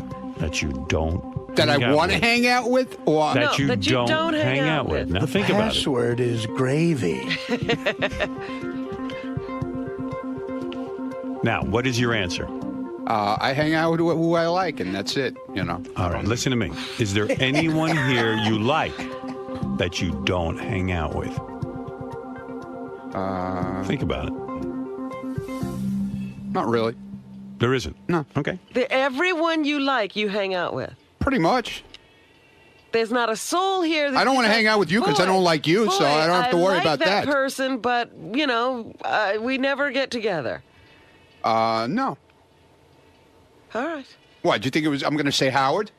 No, I he doesn't wasn't want looking for Howard's name. Oh, okay. What she's I'm saying sure. is I know what you she's saying. probably are the same as me. There are people that you like very much, but you don't hang out with them. No, I hang out with who I like. I hang out with. Everyone here who you like, you hang out with. Right. There's not anyone here you say, I like them, but I never hang out with them. No. There's no one here you say that about. No. Absolutely not. You just haven't hung out with them for whatever reason. Exactly. So who do you hang out with? That means Do you everyone like else you hate. I hang out with everybody? You want me to tell you who I hang out with here? Look, can I ask you a question? I'll ask you another way. The other security people here at Sirius, Yeah. do you like them? Yeah, I like them a lot. Do you hang out with them? No. Why? Oh, you like him? Yeah, I like Now, there's an example. You just said you answered. Yeah, but I Robin's don't question. hang out with them. No. Why not? I don't know. We never really talked about it, hanging out. So like me, right? You like these people, right? You just don't hang out with them. Yeah, but whatever. You're right. You're right. So you just said 2 seconds ago you answered falsely. Yeah, you lied to me. You lied to Robin. What did I lie to you about? You said there was nobody you liked that you didn't hang out with. There's a lot of people I talk to here that I like. Yeah, why don't but you you don't hang out with them? right? No, exactly. So It doesn't mean anything, does it? So when you go around on the I wrap-up think- show I think saying it's a you little think different. when you say you Yeah, okay. you think that I hate you, I didn't say I hate. When you did I? did. You said Howard hates me. I think he hates me. I didn't say that. I When like did I you. say that? Just because I don't hang out with you doesn't mean I don't I like didn't you. say you hated me. I never said you hated me. No, you have. No, I haven't. Fa fa fo hi. Mm-hmm. When did I say that? I think he hates me. No, I said I did. I never said hate, brother. That never came up. I don't see Gary running in here. I like you. I don't know where he is. Yeah, he's in his office. I like you. Eating cookies. Gary, would you answer the question? Here's Gary. Question is, doesn't Ronnie say, I think Howard hates me? I think Howard doesn't like me. Doesn't like me. Right. Okay. I think Howard doesn't like me. Did I say hate? All right. He goes, Okay, you It's a didn't big say hate. difference All right. between. And Ronnie, All right. you did do that whole rap yesterday about how you didn't think you belonged in that group of people. I wasn't in. You were invited. Listen, dude. You said it yourself yesterday morning. Right. You can play back the whole thing. Yep. That if I wasn't standing there with Ross by the elevator, I probably wouldn't have been there. That's true. Because you were the one who said, "Well, I invited you." Exactly. Now, no, you listen. said, "Is Ronnie on the list?" So you've said not hate, but you say, I think Howard doesn't like me. Well, I'm telling you. No, to a point.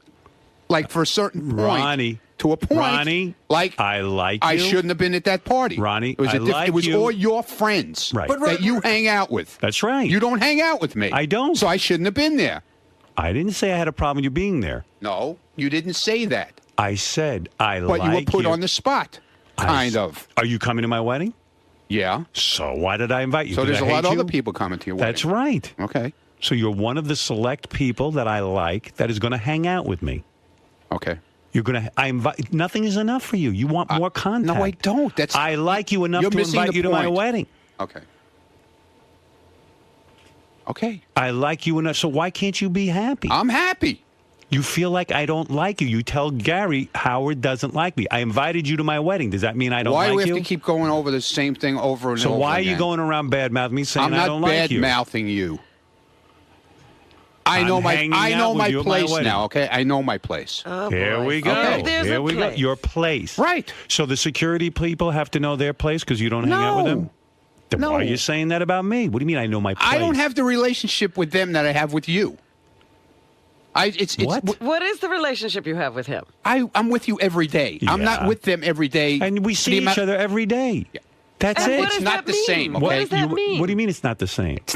Why do you have to stick me in the side of my All of us hang out together every day. Yeah, I hang out with Robin every day. I don't see her. Understood. That's understood. No, it's not to you. You're not getting it. I get it. Believe me, You're I get it. a friend I hang out with outside of the Right. studio. Exactly. I got and that. you're getting offended, and you I think used I don't to be, like but not you. anymore. I understand. No, you're going around. There you go. There you No, go. it's true. He's detected a change. Excuse me. When Neil and the old days with Neil and Wayne Siegel, which Wayne Siegel's still his friend, he hangs out with him. That's fine. You have a fantasy. When do I hang out with Wayne Siegel? When do I hang out with Wayne Siegel? I don't know. We all used to hang out you don't together. know. So you think I hang out with back Wayne in the Siegel? day? Right. Right or wrong? We used to go out and hang out. Right. And now we don't. Okay, that's fine. And do I So hang there out has with to be Neil? Do I still see Neil? No, absolutely not. I like Neil. Okay. I consider Neil a friend, even though I haven't seen him in years. Obviously, if I didn't work here with you, I wouldn't see you either. Exactly. There you go. I got that. But it hurts you too much. You're overly sensitive, and you don't want to see it. Okay. I'm wasting time straightening you out all the time. I got it, brother. I got it. Don't worry. You said that before. Yeah, You I keep got saying that, but you don't. You hurt. I don't. Stop Yeah. being so hurt. I'm I not don't hurt. matter that much. I'm not hurt. Hurts. Is that why you were screaming? Why do things have to change? No. You don't like that I'm with Beth? No, I think Beth is I used great. to hang out said with that. you more. Dude, Did I used to hang out with you more? No, absolutely not. Why do things have to change? Is this about you? No. What, are you crazy? Are you crazy? No, I'm not crazy. All right. I'm not well, crazy. go to that therapist. I and said, talk about this. I said, even at the thing when I did make the speech that you hated or whatever, I said Beth is a great girl and I love her. No, that's right. But the That's fact all. is, when you screamed out, why the do you have to get married and why Dude, do I things have to explained change? to you what You're afraid that things are changing too All right, fast. My interpretation Nothing's of a gonna bachelor change for you. of a bachelor dinner or a bachelor thank party you. are two different things. All Okay, right, good. That's all. All right. That's the difference. Now listen. Like I explained to Drop Artie, this. what Listen I to me. said. Now listen. It's like to me, it's like a goofy guy's roast. Now I Okay, you want get you- up and you say, "What's wrong with you, moron? Why are you getting married?" You read the situation properly. You okay. read the situation perfectly again. Okay. Now, do me a favor. Drop this. I dropped it. No, you didn't. You were on the wrap-up show yesterday. Drop it. Get over John it. asked me to come in and talk about it. I went in again, and let's talked about finalize this. I like you. I don't want to know if you like me. Oh, yes, you do. No, I don't. You certainly No, do. I don't. You need smoke signals every day. I don't need smoke signals. Believe me. I'll finish this comment. I like you. I don't want you to say you like me. Calm Because down. now you're making me look like a by doing that. No. Yeah. I said I like you. I don't care. Okay. Okay. I'm just telling you I don't like care you. if you like me. All right. Fair Okay. enough. We heard Can't that. you listen? No. You can't listen. No. I can't hug you every day. No, I don't want you to hug me. I can't put my finger up your my. I don't want you to. But I okay? like you very much. I'm not Sal Governale. I All keep right. telling you I that, like okay? you. You're a good guy. Okay. I think you're a great worker. I heard that. I've heard all this. Enough already, Calm please. down. It's every day for like the first 40 minutes of the show is the same shit. Well, I get my you go. busted here for the past 3 days. All right, let's start again. Can we like say goodbye now? I like you. Drop this. I This is dropped silly. it. I dropped it. I said it yesterday. It's dropped. It's done. Stop going around talking about how I don't like you. You sound retarded. I didn't say that. I like you very much. I didn't, dude. I don't. Shh. You did say that. Oh God. Don't say you didn't say it. You Yeah, said it. Okay. Every parties are dangerous times for you. You Yes, know, my very wedding's coming up. Remember my Valentine party when Dude, your shirt was off? Maybe. Remember when? Maybe I should just. Remember Bubba's wedding? Maybe I should bow remember out. Robin's? You think maybe I should bow out of it? You do what you want. All right. But here's the thing. You got to calm down with the drinking. It doesn't suit you. You're I like to drink. terrible I like drunk. that. I like to I drink. know, but you're a Okay. terrible I like to drunk. drink at a party. Terrible drunk. All right. Well, maybe moderation. I'm a horrible drunk. You are. Moderation, You get the worst moderation. personality. I might Scores, man, is about having fun. I'm not motherfuckers. scores, man. Mel's going to be at my wedding. Going I to know. see your behavior. I know. There's going to be a lot of people at your wedding. But listen to me. Mel's going to be at my wedding. Mel runs this company. Yeah, I Scott know. Greenstein's I know going all to be about there. it. I know all about it. And there's some other financial people going to be there that actually have a bigger interest in this company than even Mel and Scott. And don't knock these people over Yeah. when you're you drunk. don't want to this one Like up. I said, maybe I should bow out. Oh, here Well, you go. Now that's hurt your yourself. decision. Why don't you hurt yourself? No, I'm you not don't hurting you myself. want to be there. You don't have to bow out. No, I don't want to. You don't want to go? Then don't go. I didn't say I If you didn't don't want to go. Then don't go. Just tell me now. See, he's putting words in my mouth again. But you said it. You started this line. Now you put yourself I don't there. want to embarrass him, okay? Maybe I'll embarrass him. About just don't embarrass yourself. I didn't embarrass Don't embarrass yourself is what I'm trying to help you with here. I was fine at your engagement party. I sat there minding my own business, didn't I? All right, good. Right? Good. Proud of you. Yeah, we probably just dressed you down. No, and you try to whatchamacallit. You try to get me up to yell my thing, and I wouldn't do it. Good. I was testing you. Yeah, you were testing me. Don't admit it. Don't deny it. Well, Stop let me tell you how much I like you. I don't want to know. I believe in you, and I believe you can control yourself.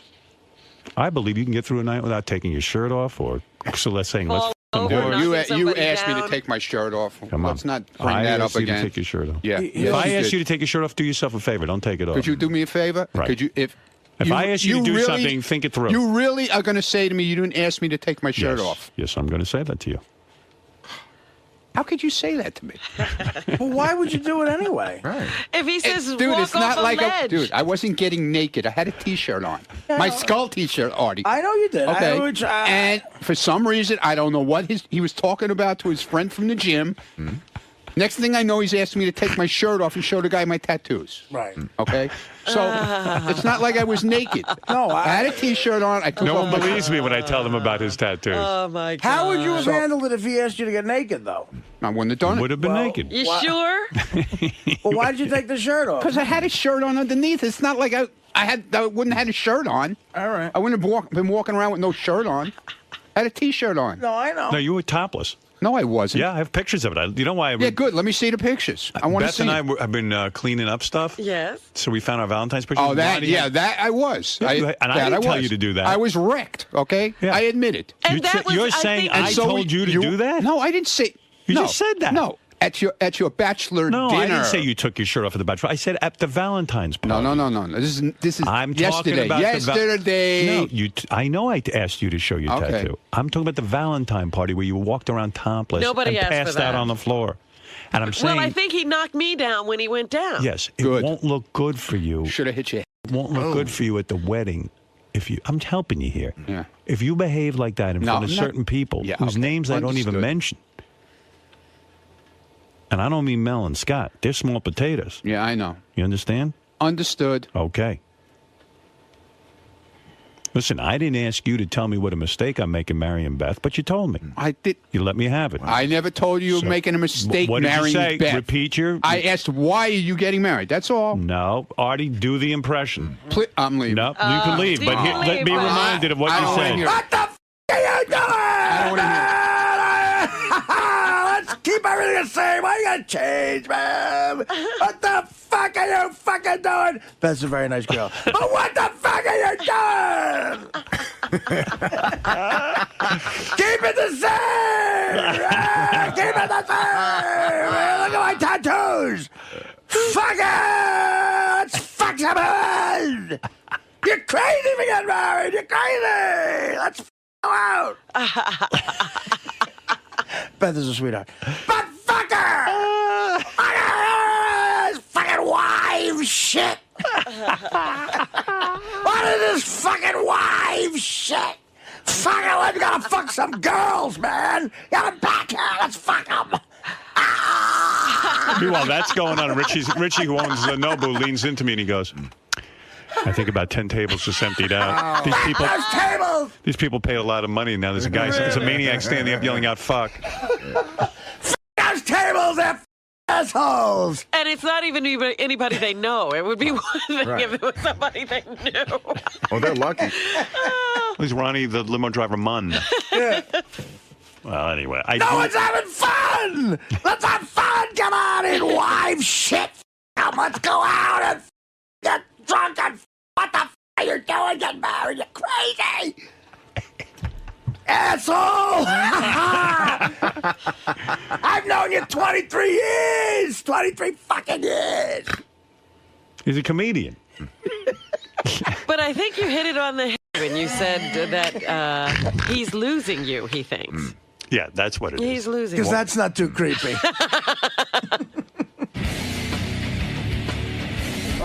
Yeah. You really don't think Howard likes you? Dude, go away. Come on. Be a moron. Don't be a Him moron. and Artie don't You got like enough you. You got enough footage in that room there. You don't need any more, okay? What, I can't talk to you out in the hallway? No, I got nothing to say to you. Why not? Because you're too. Because you could have came in and said I wasn't crying. I wasn't shooting You called it to me right out in the hall. I wasn't Yeah. shooting See, the you're all wrap-up full of show shit. when Yeah, that happened. Yeah, you Joe were was standing shooting. right there, Chris. You were standing right there. Don't be like Greg now. Why do okay? you need me to go in? Yeah. Why can't you go in? It's What's the unnecessary. matter? It's unnecessary. Yeah. Goodbye. That's why I don't want to talk to you. I don't have to talk to you then. I don't need to talk to you. You're not going to talk to me. Nope. Got nothing to say to you. Well, for what it's worth, I like you, Ronnie. Yeah, and turn my Howard TV back on. Cheap motherfuckers. Get out of here.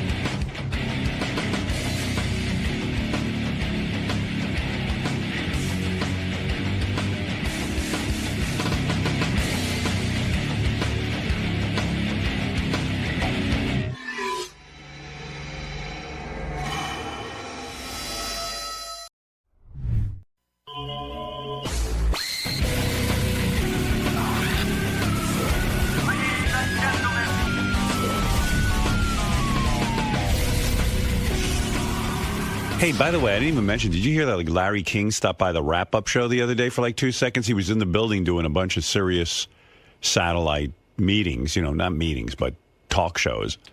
And he walked by the wrap-up show for 2 seconds. I didn't know that.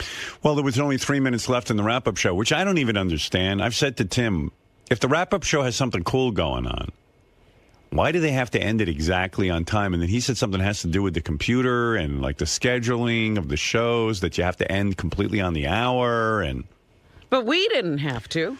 no, I don't know why. If Larry King's there, the guys wanted to keep going with him because it was sort of fun.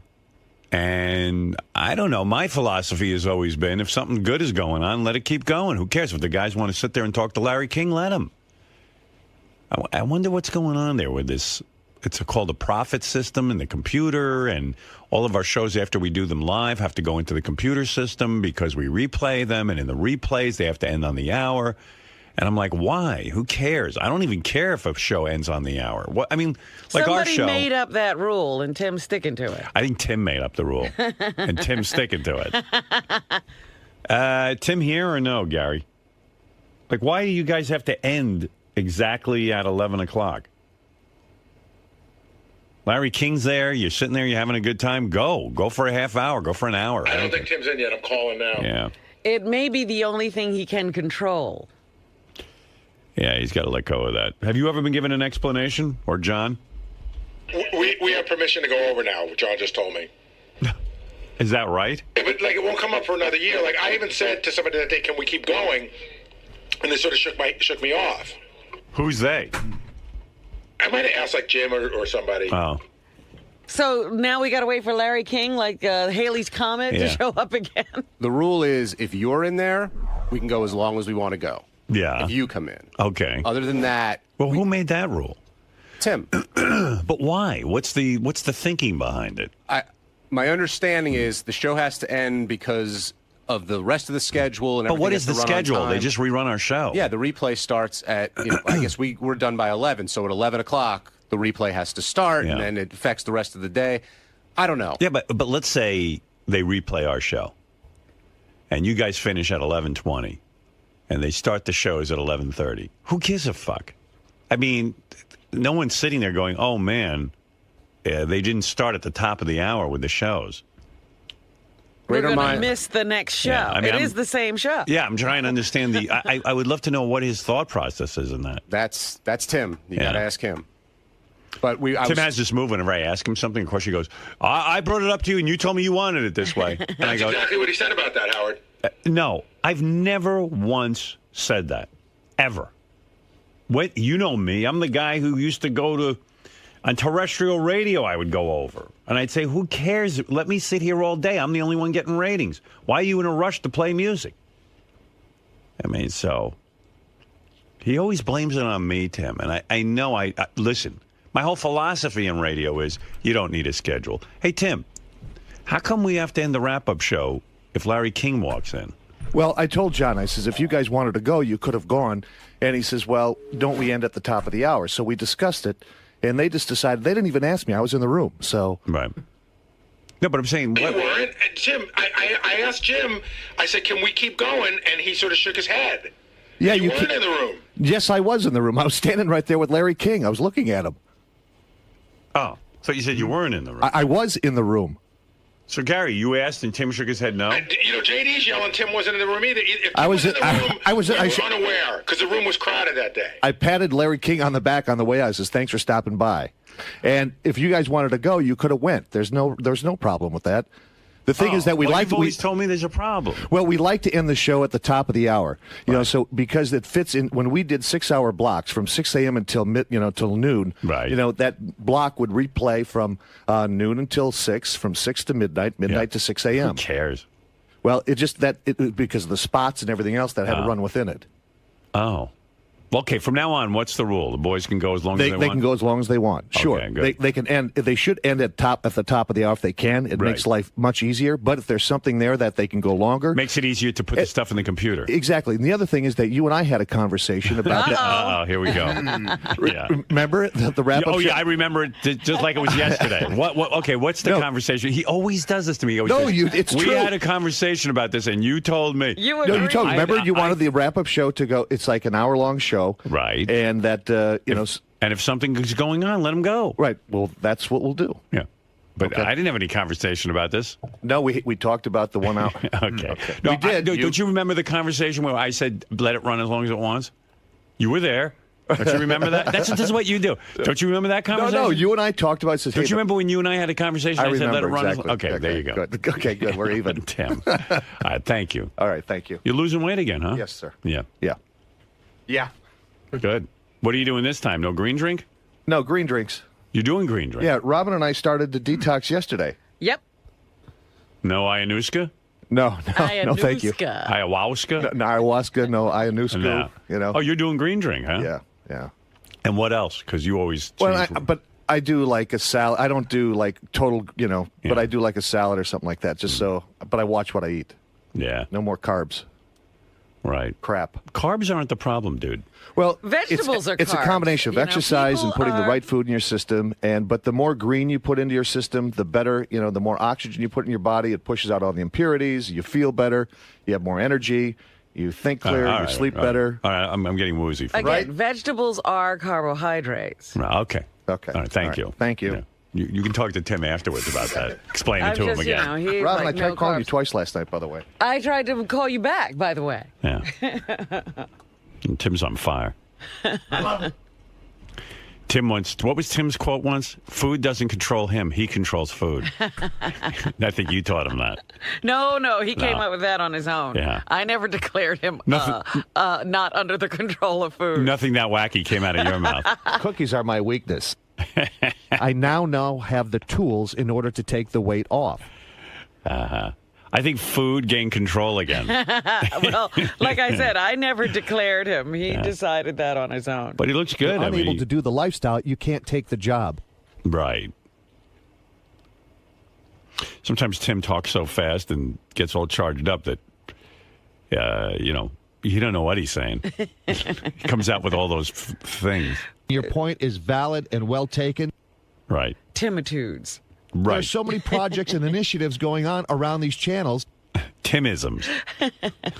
Tim. I do like that guy. Tim. He's a good guy. Yeah. Why would you name a kid Tim? Although, what do you name a kid? Timothy. What do you name a kid? Where the hell does that come from? Timothy. Oh, they Howard. were talking about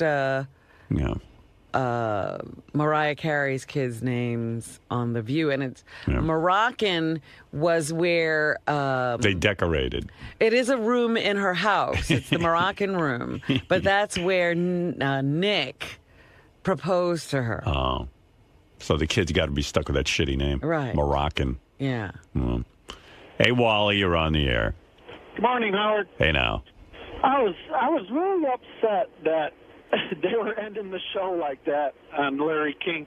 3 minutes in, Larry's just giving off this whole itinerary of what he's doing and where he's going to be appearing. It was hilarious. He's like, Boston, L.A., Yeah. England, guacamole. I'm like, I know, I heard. I'll play it. Did you hear it, Robin? No. Yeah, it was really good, and then I wanted it to keep going, and then all of a sudden the rule came up. And I said, who made this rule that the guys can't keep going? Go. I don't mind. I mean, listen, you don't want them droning on for 4 hours, but if they got something cool happening, let it go. That was an unusual circumstance. That's right. I'm telling you, I had nothing to do with that. I'm the guy who says break the rule. There's no rule. Content is king. Content is king. Thank you. All right. Howard, he had no idea that anybody that was in there in the wrap-up show worked for you. He's like, who are all these guys? I assume you're all fans? Yeah. It's hilarious. All right, I'll play it. Thanks for taking my call, Howard. It's real quick, actually. He's only on for like 3.5 minutes. He doesn't. What do you mean he doesn't know? He man. doesn't know he's on Howard 100. Well, He knew. He just. Who knows what he knows? Here's what they told him. They said, would you like to go do this? Is the wrap-up show after Howard's show? And he said, is Howard going to be in there? And they said no, and then he came in. Yeah. Yeah, and then he tells Gary afterwards he'd be happy to do our show that we don't ask. But meanwhile, we've called this publicist. A million times, I'm sure. They don't want to. Listen, probably rightly so. Here's the wrap-up show where Larry King walked in. Larry, come on over to this microphone. Larry King stopped by. How you doing, Larry? Come right over to this microphone. Wow. How many hosts? Just two hosts. Just us. And a lot of Don't guests. worry, I'm leaving. That's Howard's limo driver, who's also got 100-something thousand Twitter followers. Oh. He only has 80-some thousand. So, Larry. How is Howard? He's good. How come you never come by and do the show? I'm never asked. How's his interpreter? He's good. We'd always love to have you on the show. How we do, Howard? I've got nothing against Howard. Good. We'd love to have you. What are you promoting? How old is he at this point? It's hard to track his age as much as it is his marriages. The thing about him that's noticeable when you see him in person is he can't weigh more than 100 pounds. Yeah, he's like an elf. He's like from Middle Earth. Yeah, he's like a hobbit. It says here 77. Okay. That's how old he is, but he looks older, honestly. He's always looked older than 77. Yeah. I don't recall him ever looking 77. So he somehow he keeps saying through this interview that he's a stand-up comedian now, but then when you question him more, it turns out he's not really a stand-up comedian. It sounds like he tells stories about his life. Well, I don't know. It's not quite stand-up comedy with like jokes, but he talks about his life when he does these shows, and he can't sit still. He didn't want to give up that CNN show. No, he was forced out. And quite frankly, I'm sure if the boys had him there longer, they would have said, don't you feel sort of vindicated? Because I think the ratings were actually higher with Larry than they are with Piers Morgan. And aren't they bringing Larry back for some kind of a special already? Maybe, I don't know. I heard a promo for that. But now, because he can't sit still, he's going out doing a stand-up tour. And I thought it was a joke. He goes, I just got back from Lisbon, and I guess because CNN's heard all over the world, he has some sort of audience in every country. Yeah. Oh, I'm doing a comedy tour.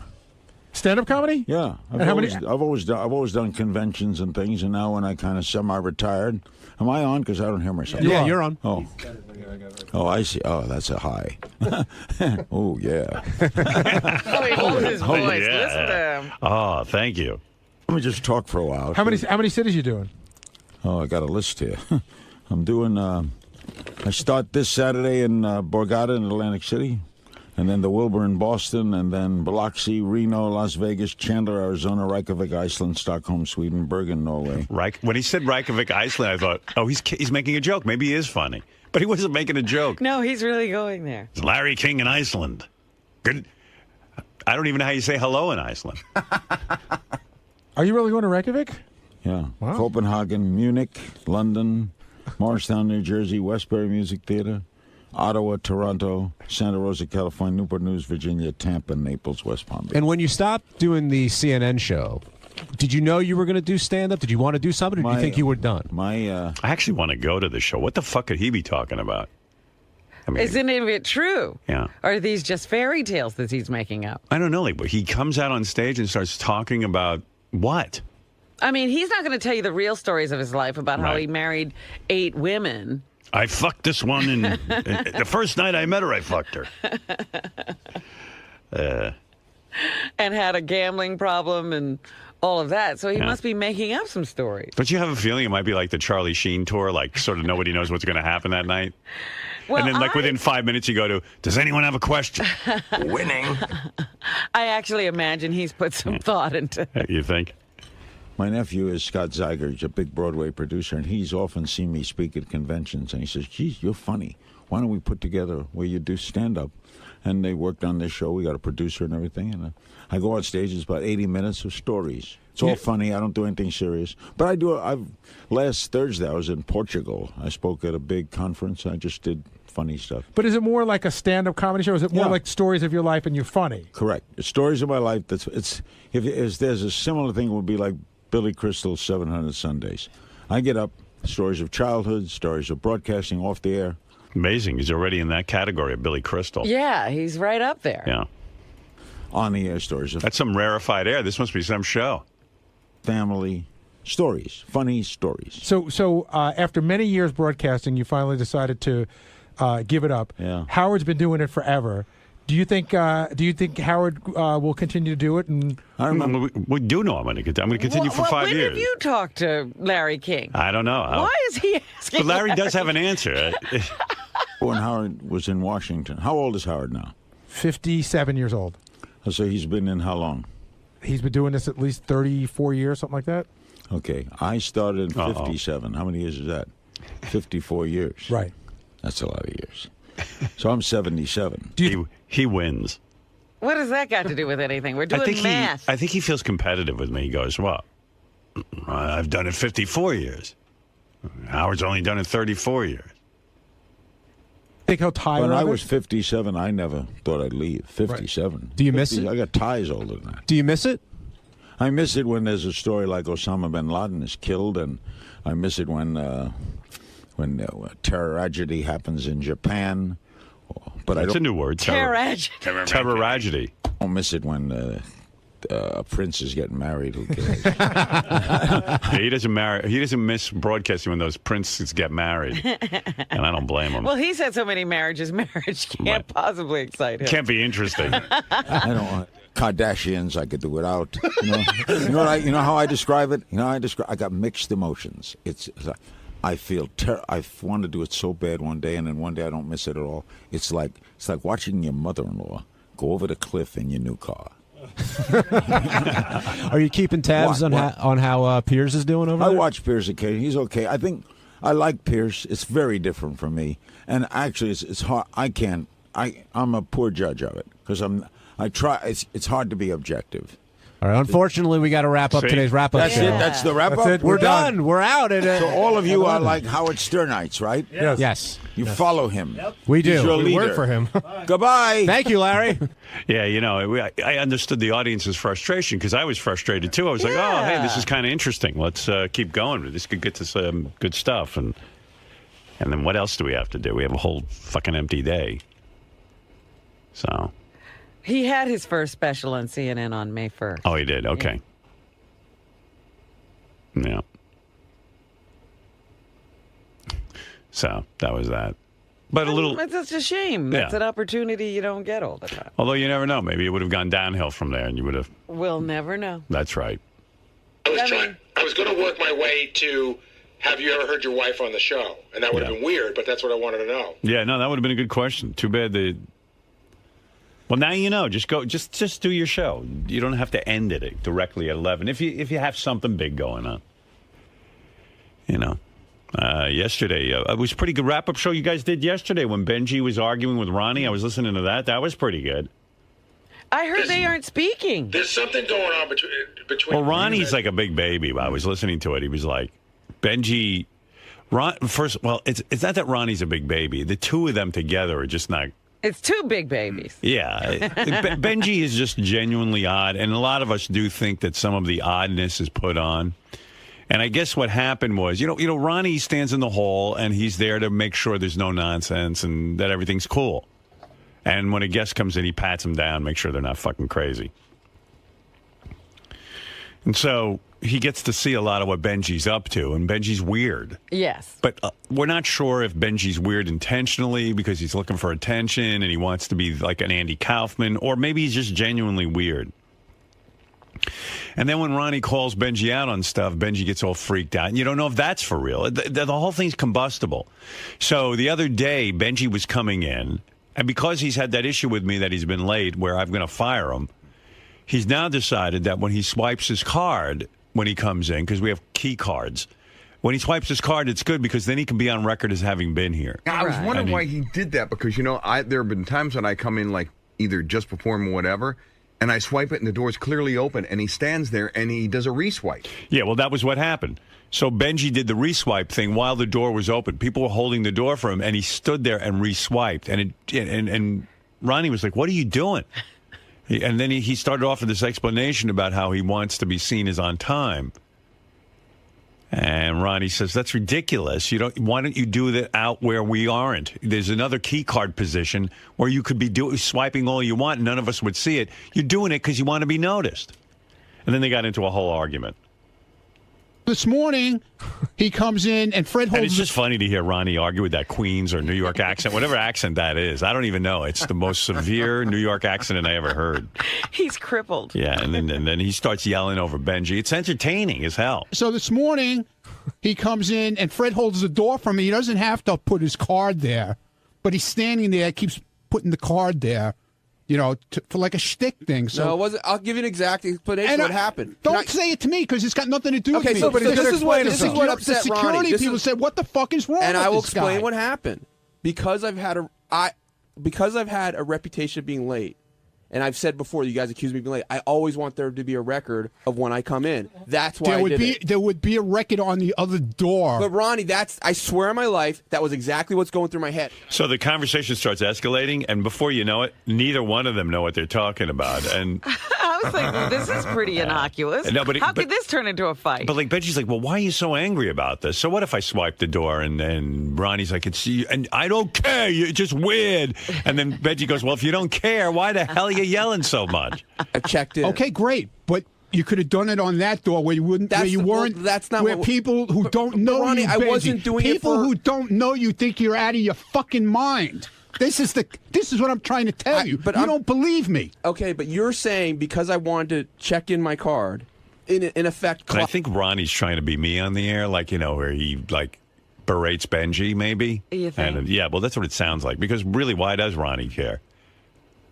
Again. Maybe people did think I was crazy, but you're angry about that. But I wasn't doing it. I don't care. It had nothing to do with me. I'm just telling you what people said to me after you walked by. So you have emotion about that. You could have clocked in on the other door, and they never would have seen it. That wasn't in my... Ronnie, okay? That's what I'm saying. That wasn't in my head. You made it so everybody saw what was going on. No, I didn't, Ronnie. That's what you're assuming. They went at it for a good, I don't know. What was it, 10 minutes, Benji, at least? Yeah, at least like that. Yeah. We've all worked with each other for a long time. Yeah. It's a nice atmosphere. We all enjoy it. It is. It's great. You are constantly a dick to me. Constantly.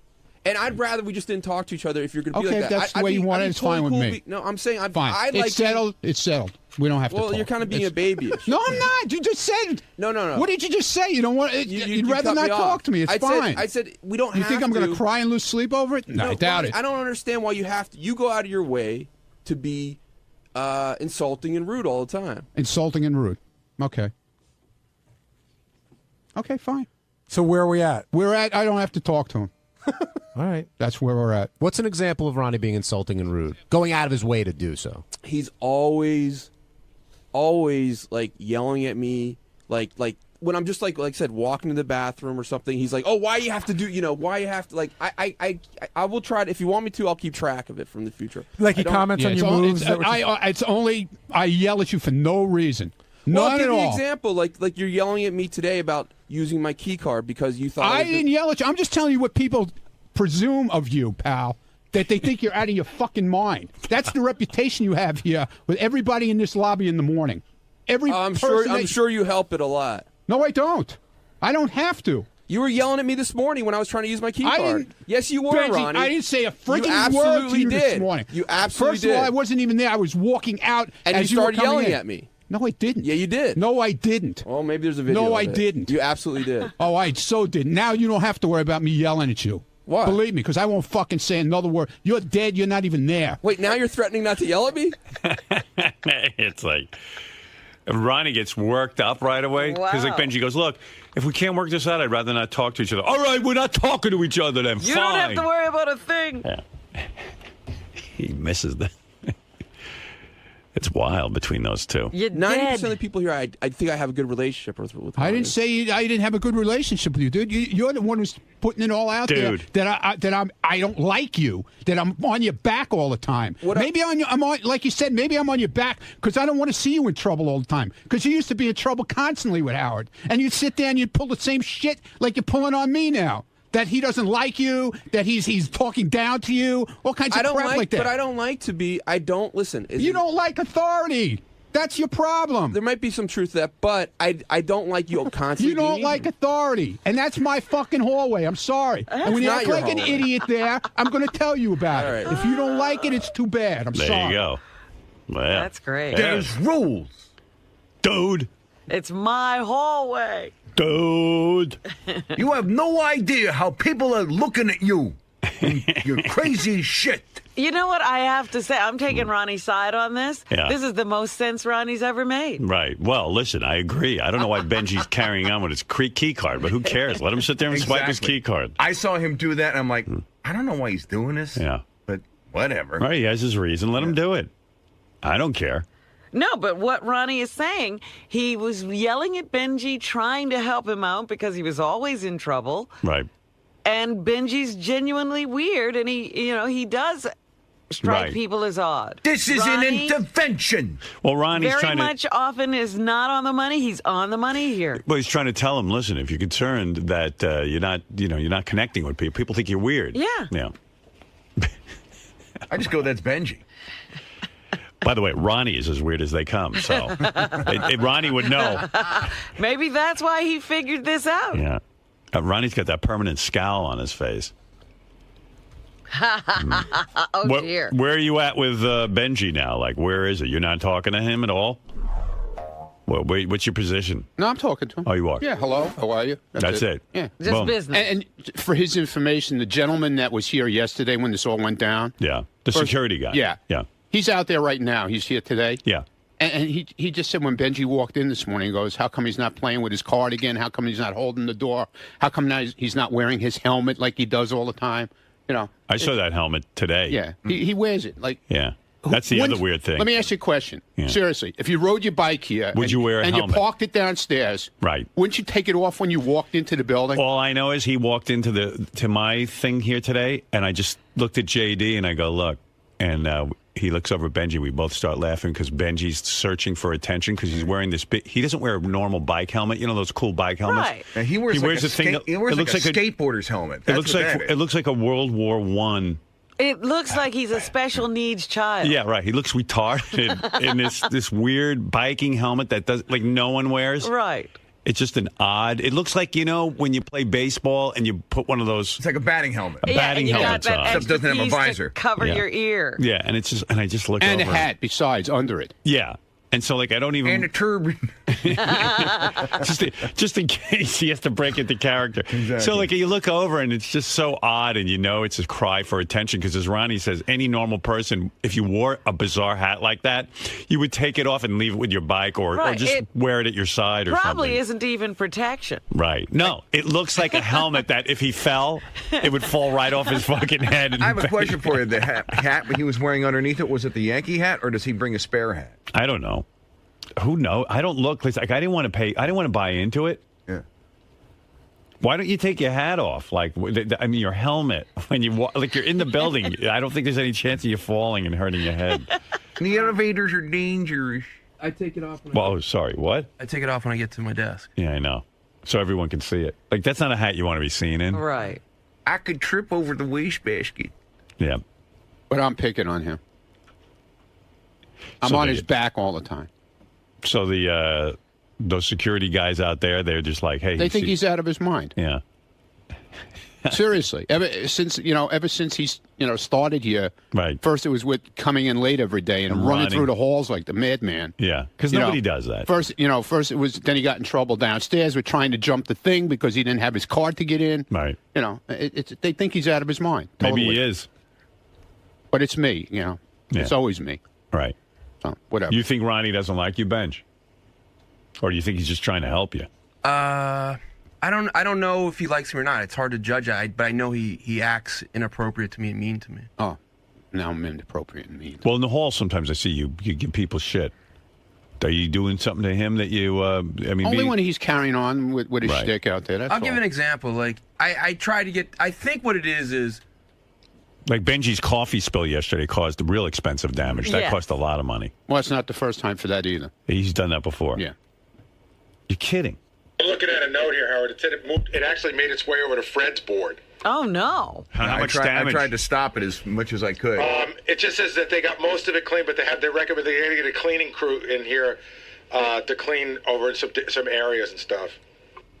Should we ban Benji from drinking over there? Or he shouldn't be. Why don't you set up a little table like what JD has, a little dinner tray.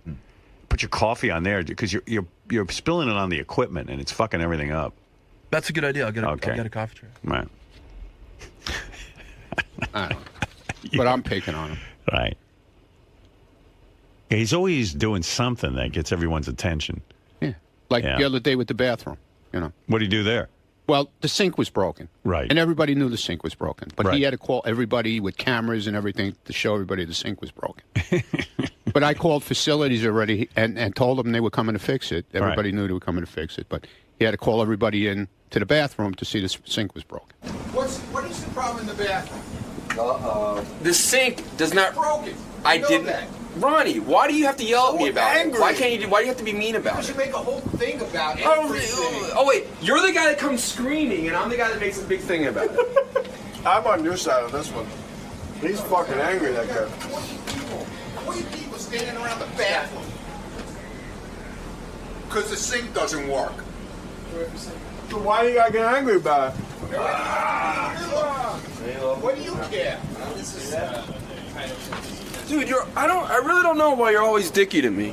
You're mean to me. Oh, mean, how mean. Yeah, you are, Ronnie. You are. I'm nice to you. I'm so sorry. I'm so sorry I'm mean to you. You are. I'm so sorry. Give him a hug. All right, Ron. I'm so sorry. I really apologize. You act dicky to me. I'm so sorry. And it hurt. Okay, For good. my heart, man. I'm sorry. Ronnie, give him a hug. Very sorry. Enjoy your watermelon. I know. What was that about? I have no idea. It's not even funny. You have to ask him. Right. What was that about? Why are you doing that? I don't remember the specific. They did film it so we could see it. I don't know, Ronnie. But it didn't need every single thing I do. You start, and this is I'll tell you what gets down to the nugget of it. Right. Whatever that means. Yeah. Well, you're getting down to the nugget of the problem, yes. So when we were talking yesterday on the wrap-up show, I said, what's bugging you so much? And he starts bringing up when I did that horse bit recently on the street. Yeah. That kind of stuff makes him angry. No, it didn't make me angry. All I said was it's amazing to go to jail. That's all I said. Well, it doesn't make me angry. If you go to jail, I could give two shits. All right, but you seem angry. No, I'm just saying it's all the you know what? It's in all your the defense, wacky. I mean, Benji, everyone thinks you're angry, Ronnie. Yeah, that's fine. I mean, you come off angry. I don't care. Let him think what they want. I think you're angry. Look, he drives me around, and I just and go, you're angry too. So Yeah, but everyone we're thinks all you're angry. angry. We all have an angry. But you're the angry- driver. We all have an angry spot. When he drives, Have I ever hit anybody? No. The whole time I'm with you? No. Have I ever hit anybody? No. Okay. That's not what I'm talking about. That's I'm what talking I'm about you talking seem angry about. with me. That's what I'm talking about. Like even you know when- you have to be an aggressive driver in the city, and there's no way I'm not around talking it. about that. I'm talking about even like when I'll say to you, But hey, you say let's I'm go angry. somewhere, and you'll go, No, I don't. You're an angry guy, and you come off like you're unapproachable. That's what I think. And I pay you, and I think you're unapproachable. Okay. You know? Howard, you've worked with people that, listen, it's not that big of a deal, but they're constantly like kind of putting you down and kind of dicky to you. And it's not. That's so not true. You're not going to say, did I do that constantly to you? Oh, I said, only when you're pulling bullshit in the hallway. Well, or Isn't outside. that all the or, time? You know what? And the funny part is, like when you pull crap like that goes on outside or shit that goes on downstairs at the front desk, who do you think gets called? Me. Although I got to say, Ronnie, your track record, you've given the silent treatment to the following people. JD, now tell me if I have this right. JD, Gary at one point, Jason at one point, Robin at one point, Artie at one point, and Robin? Benji. Yeah, Robin. You gave her the silent treatment for a while. When did I give you? I don't recall that. I do. She gives me the silent treatment also sometimes. I never give you the like silent treatment. I don't know. Something went down one time, and I said to you, "Do you need help with something?" There was shit was going on with Sal and Richard. You wanted them to do something at Caroline's, and they backed down on you, and then you were pissed off at everybody. I said, "Can I help you with something with that?" And you go, "Get the fuck away from me! I don't need to talk to you about that." Right. I'm just trying. I was just trying to. They were actually. But if Ronnie is the biggest problem in my life, of him not being nice to me, it's not. I have a pretty good life, so it's not Benji, that big I'm of a not deal. trying to be mean to you. I said it yesterday. I'm trying to help you in a way. Okay, you don't believe it, but I am because you're always trying to straighten you you're out. always in deep shit here in this building. No, I'm not. Yes, you are. He doesn't even You have a know track record here. You can go out. I'm telling you, I'll bring people in. Maybe here. you can help me in a nicer way than Ronnie. Okay, I'll be sweet to you. That's just not my nature. I'm sorry. I'm not a sweet person. He helps through, yelling at you. He berates. And the shit with JD. He berates. I mean, my dad practiced that. JD and I, we go at shit all the time, and you know what? We're always friends, and we always get along. You know? All right, very good. Okay, thanks, guys. Now we're a little clear on it. There's Ronnie and Benji. Dude. He's so angry. Dude. Did you tweet today? What? Dude. Did you tweet yet? Yeah. Yeah. I did. You did? Yeah. What'd you say? No, I just said. Any pictures of hot guys? No. No, actually, I apologize to the followers today. Why? Because the chick that I picked this week, she put up one picture at the beginning of the week, and then she died. Nobody's heard from her. Right. So So now you're stuck. I'm kind of pissed. Right. And so are they. The fans are kind of pissed. All right. Well, you'll find They a new want to see girl. more pictures. They want to see now they want to see guys. Get on that. And then the other thing I put up was about to listen to the show this morning. There should be a cool interview this morning coming up. Okay. I didn't say who it was, but All right, Ronnie. Thank you. There he is. Ronnie's got 80-something thousand followers. Almost 90,000. Dude. Has he passed JD? Not yet. Not yet. But soon. But soon. Ron, what? Do you think you've been handling this Benji situation all wrong? No. Why does he get under your skin so badly? I mean, he's sort of a comedian. I mean, he's a writer. He's known for his shtick. Is he a comedian in the hall? Spilling coffee in the hall? Bringing attention to everything he does in the hall? Does it have to be that way? He's supposed to be the comedian in there. Not downstairs with the guards that work here. Not out here in the lobby with the security people that work out here. But he's a wacky guy, and Howard kind of encourages it. Fine. Well, no, he doesn't encourage causing trouble. Howard she never asked people to cause trouble around here. Well, he's been yelled at for it already by Howard. Benji likes to mix it up. Do you hear what I said? Don't start with your dumb shit, because I'm telling you, this is the way it is. And you know it as well as I do. Oh, man. Because you're the guy who films it. So don't bullshit me, okay? So enough of your questions. Wow. I feel like Benji right now. All right, good. Benj. Hey. So there's obviously a rift between yourself and Ronnie, but I feel that you're misunderstood in your behavior and some of the things you do around here. Right. And Ronnie's sort of accusing you of being a troublemaker, a rabble-rouser, Do you feel as though you're interfering with the security of the building and the compound back here? I mean, where's the disconnect between you and Ronnie? Why aren't you guys able to see eye to eye on this? I don't know. I think Ronnie just sees everything I do as shtick. I don't even like that word that much, but because I think it's overused. But so he sees everything I do like that, and it irritates him. And I guess we're just different in that way. I do joke around a lot. I do fuck around, but I find a lot of times the way he thinks I'm doing something when I'm not. So, and he yells at me about it. And I don't think he should be yelling at me about it. So because he's seen you act silly in the past, almost everything you do now is a joke or carries some sort of connotation to it that you're trying to upstage him or or ruin his hallway, so to speak, or just So where do you go from here? I mean, you guys have to work together, Well, I'd like to get along with him better. I mean, I like him, and it's like,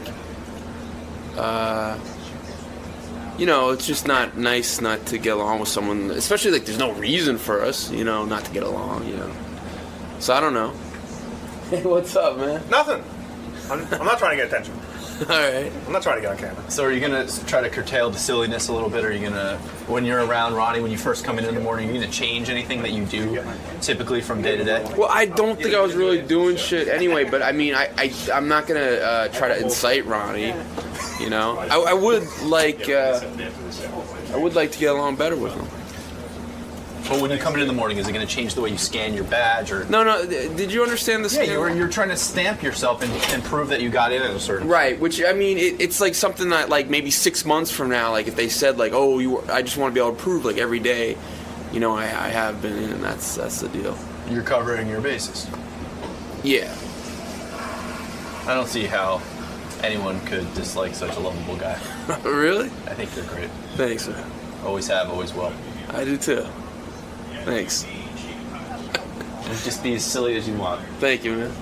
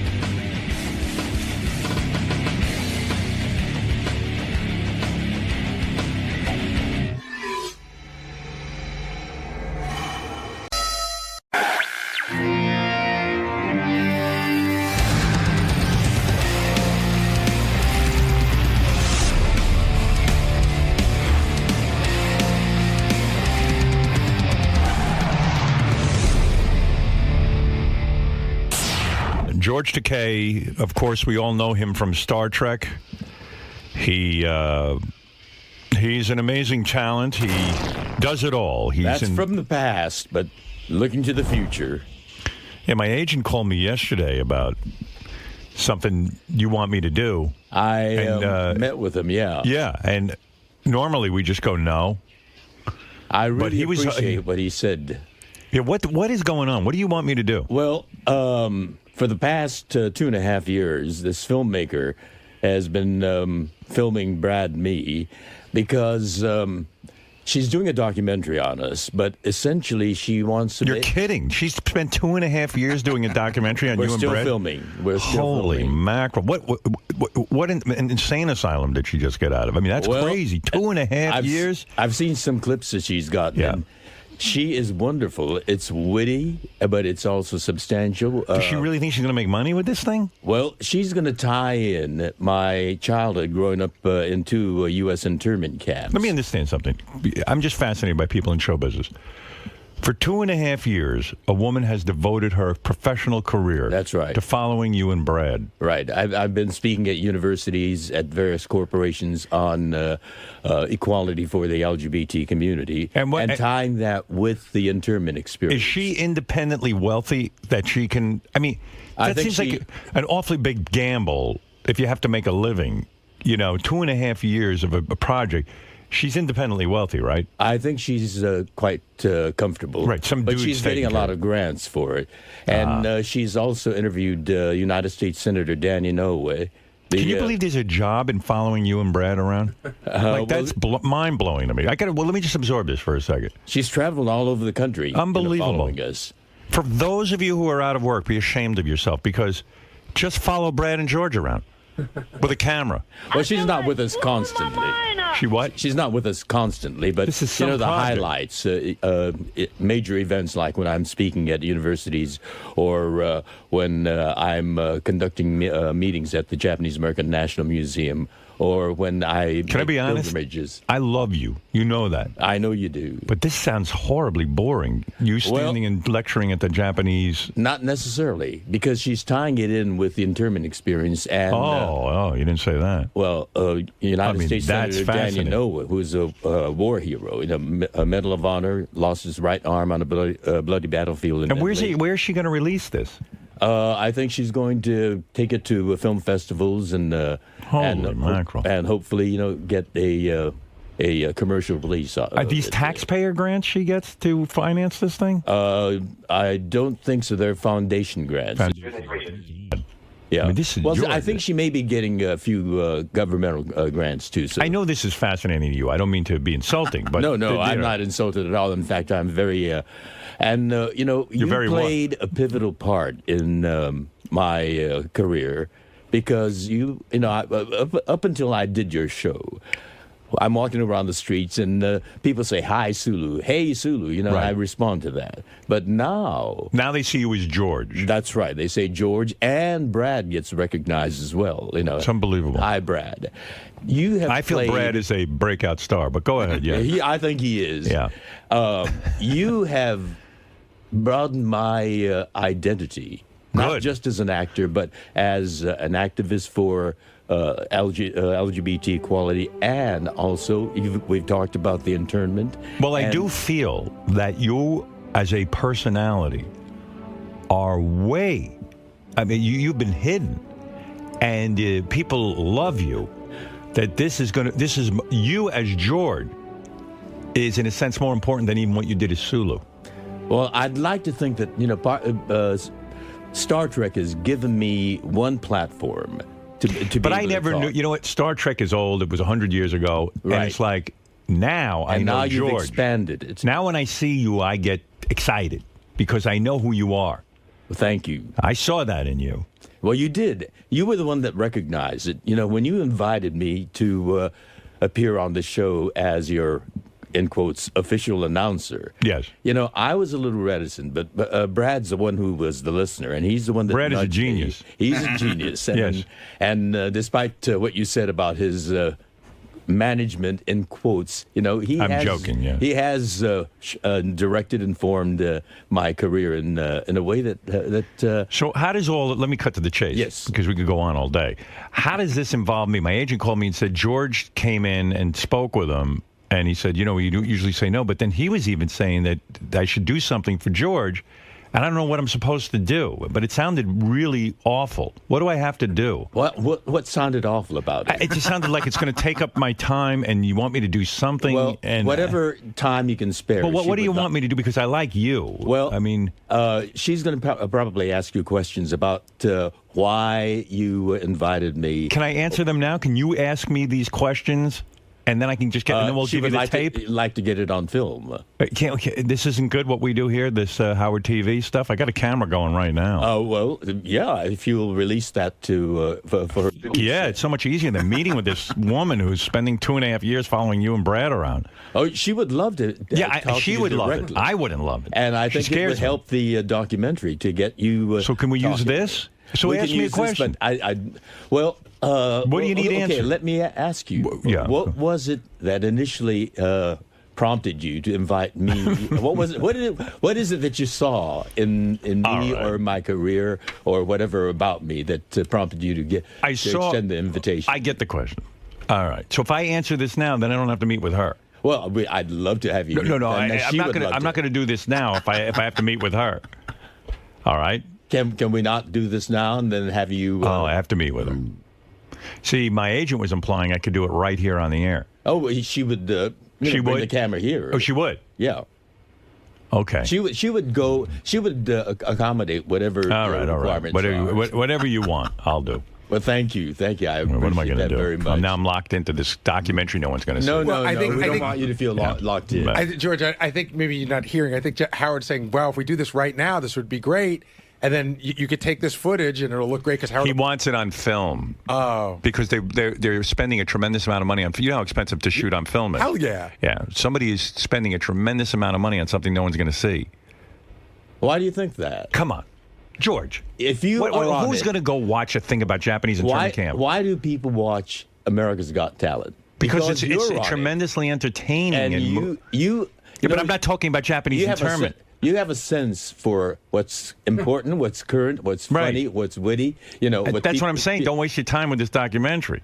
Well, you'll see what she's been doing. Yeah. Some of the things that she's caught already on film. Well, if it's you and Brad, fucking around and no, it's not that. Oh. It's like I make him walk with me every morning, and she's caught us walking, and we thought that would be a nice thing. But what she did was get a long shot of me doing my power walk and Brad sauntering along behind. So you mean I get to watch a movie about Japanese internment camp and see you power walking in it? See, when you reduce it to that. Well, you didn't say that. When you reduce it to when that. you say something like that, I realize the power of this film. It's witty. Yeah. It's substantial. She's interviewed many of the I don't want to discourage you, but here's what's going to happen with the movie. All right. After 2.5, 3 years of making this thing, she's going to make it. She's going to show it at some film festival. Everyone will be polite. They'll applaud, and then it'll go away. No, it'll hopefully go on. Where's HBO. it going to go? A movie theater? Movie theater, HBO. I mean, you see $200 million. I mean, how many documentaries you see in movie theaters making any money or anyone going to see? You are a cynic, aren't you? Oh, I am. Well, I mean, I know what the public wants. I'm telling you, this is a crazy. But I'll do it. Participate with. Yeah. We even have Bill Shatner. Oh, you do? Yeah. Well, then you didn't say that. You didn't say that. Well, then that's a whole And the U.S. Senator. Then put on your uniforms and fly around in space, and everyone will go see it. Well, the Secretary of Transportation, Norm Mineta, was in an internment camp while he was a kid. He doesn't get it. No, I agree, because I was saying, George, I understand, but in your mind, who do you see as the target audience for this? The target audience is, partly your audience here. There is tremendous interest in. But when you say tremendous interest, what do you mean? Because I know, you know what it is. LGBT people. Okay, if I brought Sal in right now and I said, Sal, tell me what happened in the internment camps of World War II, he probably couldn't. My Facebook currently has over 1.9 million people, and we're pushing 2 million. I think that's going to be another part of the target. They're Star Trek fans. No, not necessarily. Of course, they're Trekkies. They're LGBT people. Oh. They are people that get a laugh. And all right, hey George, I'm pulling for you. I'll do it for you. Thank you. I don't want to talk to this woman. Although maybe I do, because my question for her is, what the fuck are you doing? All right, ask her that. I'm gonna. I'm going to say, what are you doing? She wants to get you on camera. We should do it here. We're going to do it here during the show. She will accommodate you whatever way you want to do it. Well, one of the ways maybe this could be successful. There are a lot of really sad stories where people died in the camps. It's not a sad story. Because I can't think of anything more exciting than hearing sad, horrible stories about Japanese people dying in camps. No, it's a commentary on my father's philosophy was both the strength and the weakness of American democracies, and the fact that it's a people's democracy, as great as the people can be, but it's also as fallible as people are. And you are an issue. All right. Let me end it this way. You need me to talk to this woman. Yes. On camera. Yes. While she films. That would be wonderful. I will do it. Thank you very much. Now, to be honest, when I asked him to be the announcer, I thought he was the guy from Karate Kid, the Miyagi. I didn't know. I thought we were getting Pat Morita. I didn't realize. But George, you don't mind if I say that, do you? No, he was a good friend of mine. Right. I don't understand. This is a film about what happened in the Japanese internment camps, correct? No, what happened to me as a child, which is and the my internment family. camp. Okay, we're trying to figure out why when you keep bringing up the LGBT. Well, yeah. Why are we were put in behind barbed wire fences only because we looked like the people who bombed Pearl Harbor. And now, people who are good people or bad people who are Can I say on the film that I thought it was a good idea that they put you behind bars? You'd get a laugh. All right, good. I'm not being funny. I mean, listen, we were. Is it a good idea that it was World War II. We didn't know what the hell was going on. We were in a world war. Hitler and Japan were bombing the shit out of England. And we were fighting for American principles, right? Yeah, but we didn't know. We don't know. We thought maybe you were up to something. Maybe you and your dad were up to something. I don't know. No. Just because there were no charges. Yeah, but how do you know who's an infiltrator and who isn't? Yeah, and they should have vetted us. Who's got time for that anymore? Just because we looked like the way we do. You know what we did? We threw you in the camps, and then we went after the war. We'll figure out who's a good guy and who isn't. And sort about later. later. And Yeah, the sort amazing them out thing later. is, thousands of young Japanese Americans, after a year of imprisonment, went from behind those barbed wires, leaving their families and loved ones in imprisonment, and fought for this country to prove our Americanism. Notice I still have Ronnie search him when he comes in. George, do you think there were anybody in the internment camps who was suspect? There was never. I mean, there's been no record. No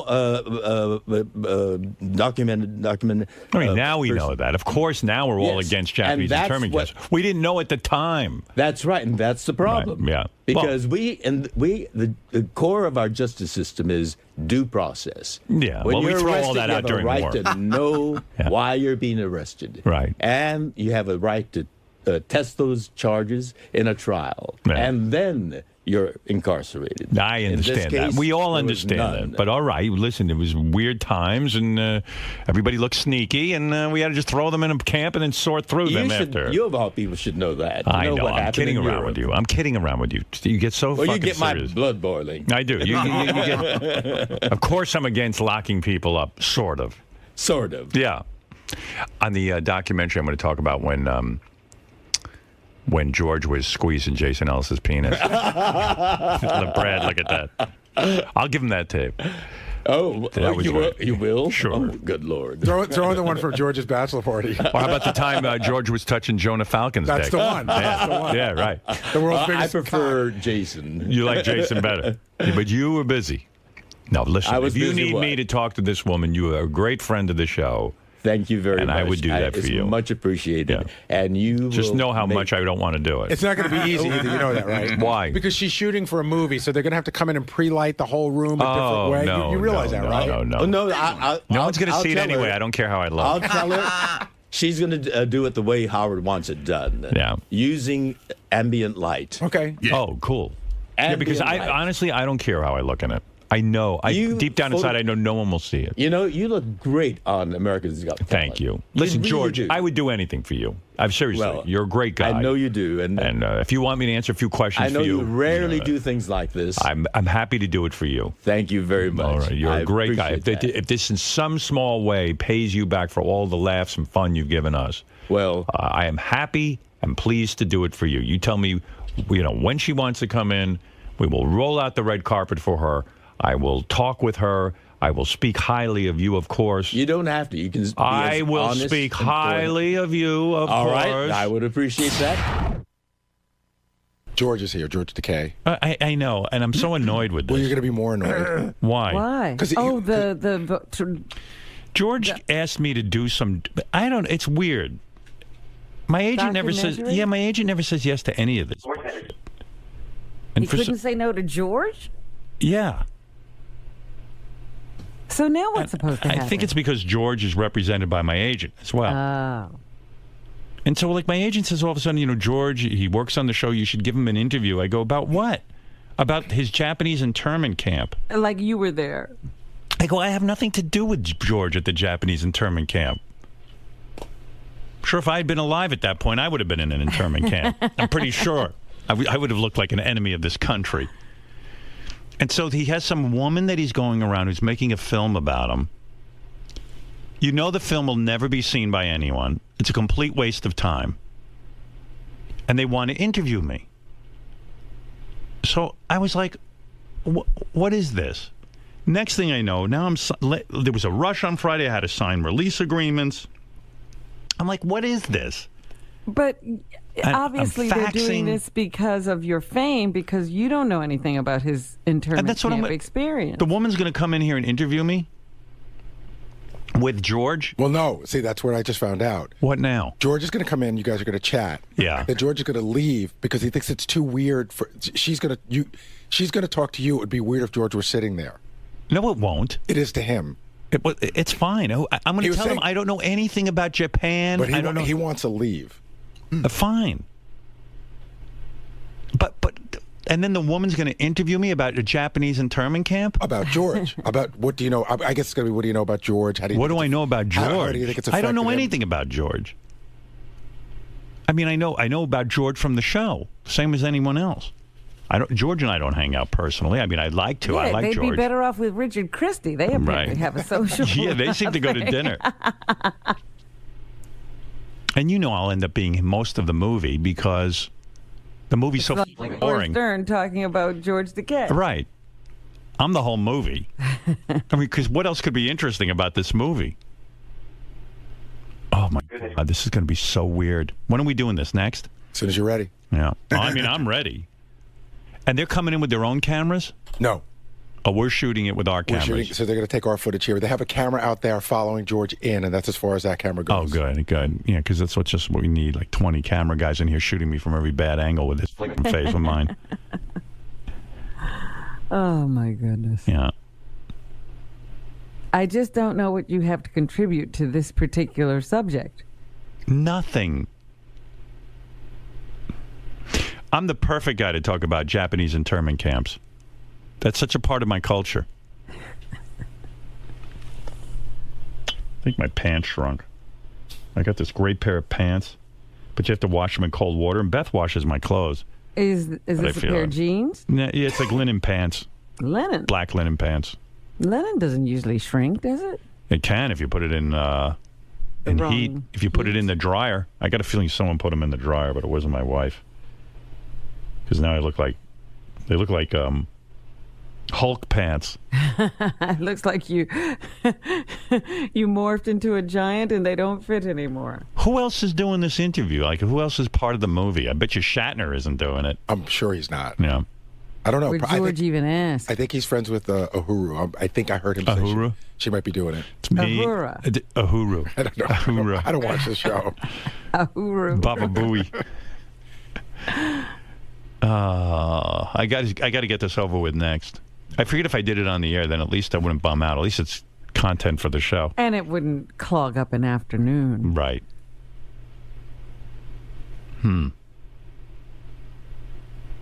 Well, we might as well get it over with. All right. I have to take a short break, and then when I come back, I'll be in a movie. I'm going to give all my answers in Klingon. We'll be back right after these words. Howard has been generous and gracious enough to grant us an interview. He rarely does this, so I feel very, very honored to have this. Jennifer Crute has been doing a documentary on me for the past 2 years on Brad and me, and because Howard has played such an important part in my life in recent times, she felt that it was essential to have Howard involved. And so here we are. And so the tables have been turned. She is going to be interviewing Howard. And I've got my questions. All right, so you're prepared. I'm prepared. I did some background information, but I'm trying to take George's advice and just kind of go with it. All right, best of luck to you this morning, Jennifer. Thank you. These pants are ruined. I'm sitting here uncomfortable. Goodness. Damn it. These were such great pants. These were my go-to pants. All my pants fit wrong except for these. Now these fit wrong. Now they're all tight. I feel like a chick in stretch pants. Oh, and my balls are getting squeezed. Oh, man. Damn it. Oh. How are you going to be in the George Takei documentary like this? Oh, I forgot about that. Oh, that's right. The George Takei documentary. All right, let's get that over with. Who is this again? Well, who are you bringing in, Gary? This is even more. Oh, it's George. George, I love. Oh, and this is the woman. You put up your own money for this documentary, ma'am? No, I have been. Who's paying for this? This is crazy. No one's going to see this thing. Thank you for asking. If you just make the whole movie me, then people will go watch it. You start talking about that Japanese internment camp, we're ruined. I think it'll be a balance. George, you really want me to do this? I'll do it for you. I've boldly gone where no one has gone before throughout my life. Right. But let me tell you, being on this couch is the boldest thing I've done. What the hell are you talking very about? Uncomfortable. Very uncomfortable. But first, I want to thank you. Wait. What are you talking about? What is uncomfortable, George? Well, to be right here, facing you, to be... oh, stop present while you're going to be talking about me. So, do you know anything about laundry? You're Asian. Well, I mean, you know who does laundry in our family? Brad. I guess he's the woman. George He's not the woman. He's a guy. He's the woman. Maybe Brad could help you out. George and Brad. I got it all. Brad stays at home. He's like the stay-at-home wife. No. He's a stay-at-home manager. And she's a bottom. Right? No, he's a bottom. We play all the roles. Mm-hmm. All the roles. All right. Whatever. But are you going to have that in the documentary? Yeah, I definitely have intimate moments in their relationship. Where Brad is the bottom? I don't really think Brad is the bottom. I think, he is. Well, I think he enjoys showing his control over George in a. Wait a second. Who are you, by the way? This is Jennifer Crute. Yeah. She is a You're the very one who's been gifted documentarian. Are you the one who's been annoying me with the releases and the faxing on Friday and all that? That was me. That was you. That was me. And what is this? Your idea is to put money into George's Japanese internment camp story? Well, not Japanese, Japanese American. Right. We were in an American U.S. internment camp. Oh, yeah. Yeah, see, that's why we need a documentary. Yeah, that's why. Yeah. We need to educate people.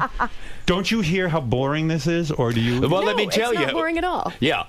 You know, Howard. You look great, by the way. Well, thank you very much. Great. As do you. I can't see your pants. From waist up, you look great. By the way, yes. Were you at the gay pride parade? I was indeed dressed in my Boy Scout uniform. I was a Boy Scout In the Beaver Patrol. Beaver Patrol. Oh my God. But George, 379. You're a 70-somewhat-year-old man in a Boy Scout uniform. What does he look like in a Boy Scout uniform half a now? century ago that I was a Boy amazing. Scout. Did he look amazing? Was he gorgeous in it? He was. I look fabulous. boyish in it. What is it with gay men in Boy Scout uniforms? No.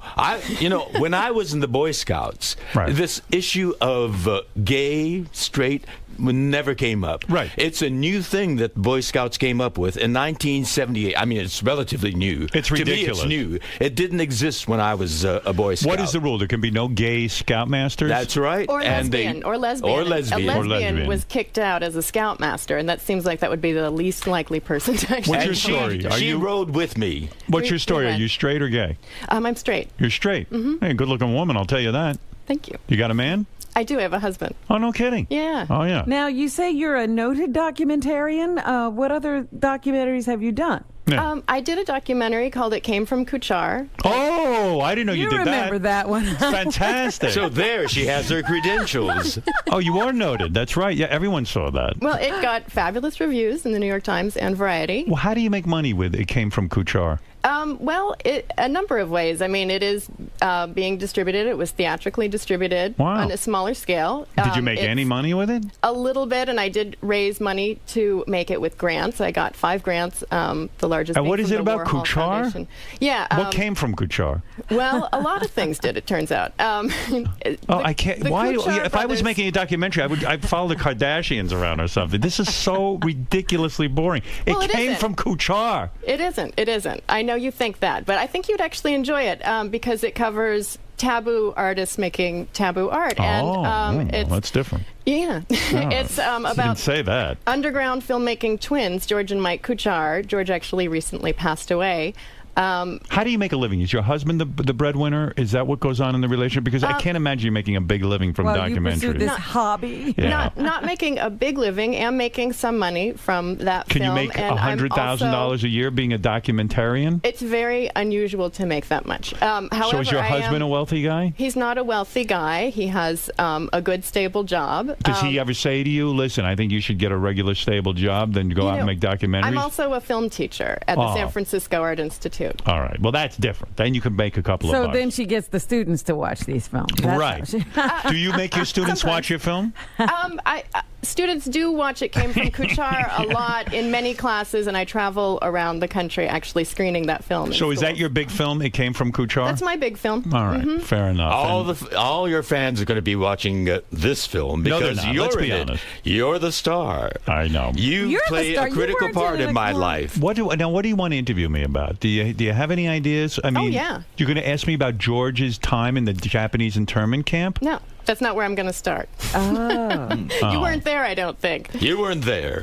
I mean, you know very little about it. Here's my prediction. All that I've told you. The movie's going to come out, and people are going to demand that we put the Japanese back in internment camps. I was going to say, is this her secret way of doing a documentary on Howard Stern? Yeah, I mean, this is going to have the exact opposite effect on people than See, Jennifer, see what I meant? I know. He's going to continue to call it the Japanese internment camp. I've told you it was a U.S. internment camp for Japanese Americans. Well, okay, I'm doing We weren't imprisoned by the Japanese. But George, I'm doing a radio show. I have to abbreviate. To be idiosyncratic. Right, and nobody cares Or anymore. idiotic. I thought you were calling him idiotic. Right. I feel idiotic. This is a silly documentary, but it's not about the Japanese American internment camp. I appreciate that. What is it about? You? No, this part is about what the role you played, Howard, and you played a central role in expanding and giving dimension to my identity as George Takei, as opposed to Sulu. Do you not want to be in the room when I talk about you? I don't want to inhibit you, Howard. Oh, my goodness. Do you think I that's want you to be possible? free to talk about me, so when you start talking about me, I will free. absent myself. I feel free.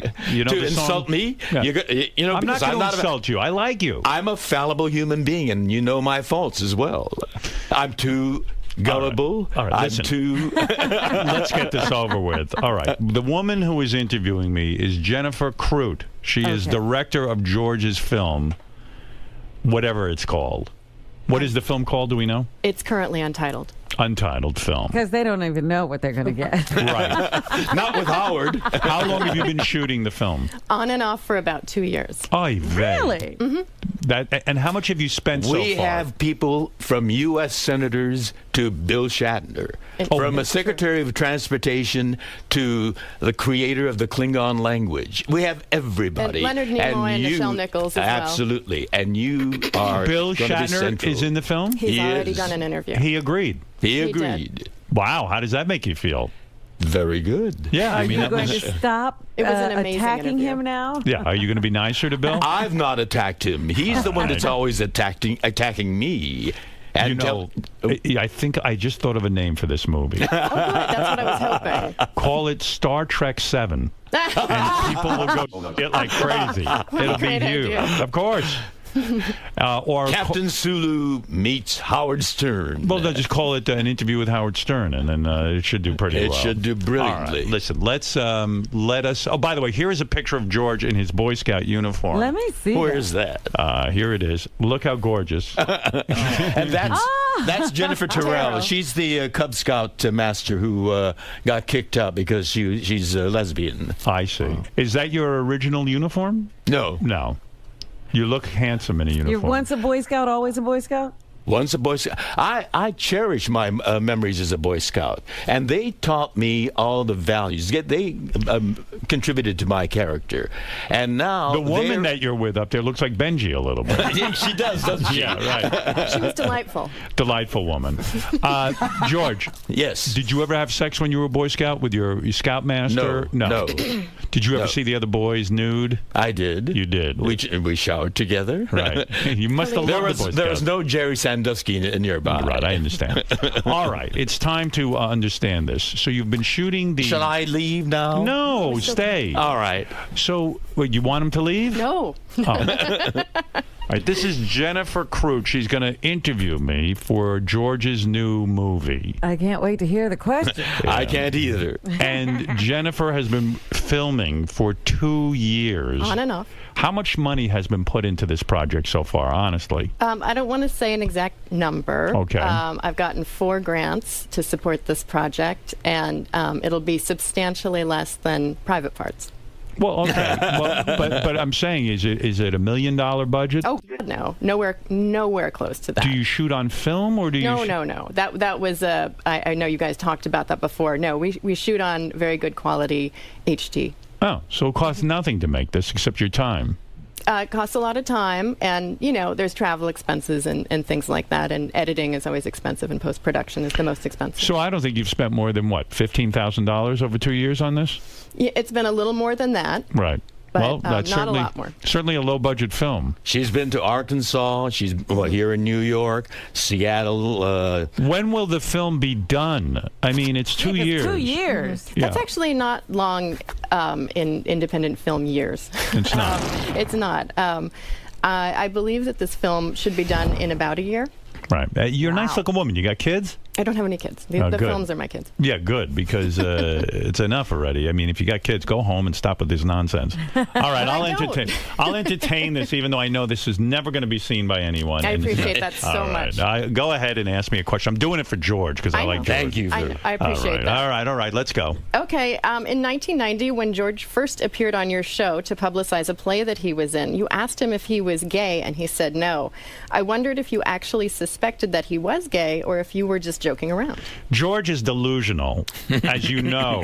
In 1990, when George was denying he was gay, it was fantastic. It was great radio.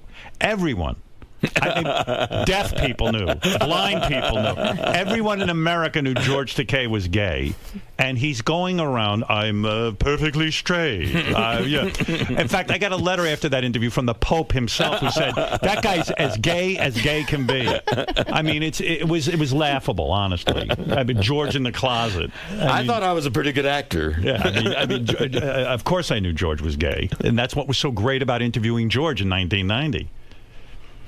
Wonderful. Shall I go on? You're the interviewer. What are you asking me? It's your show. What are you going to take a break? No, I'm just being polite. Are we done? I'm just being polite. All right, go ahead. That was a very good question. Thank you. Yeah. It was a wonderful answer.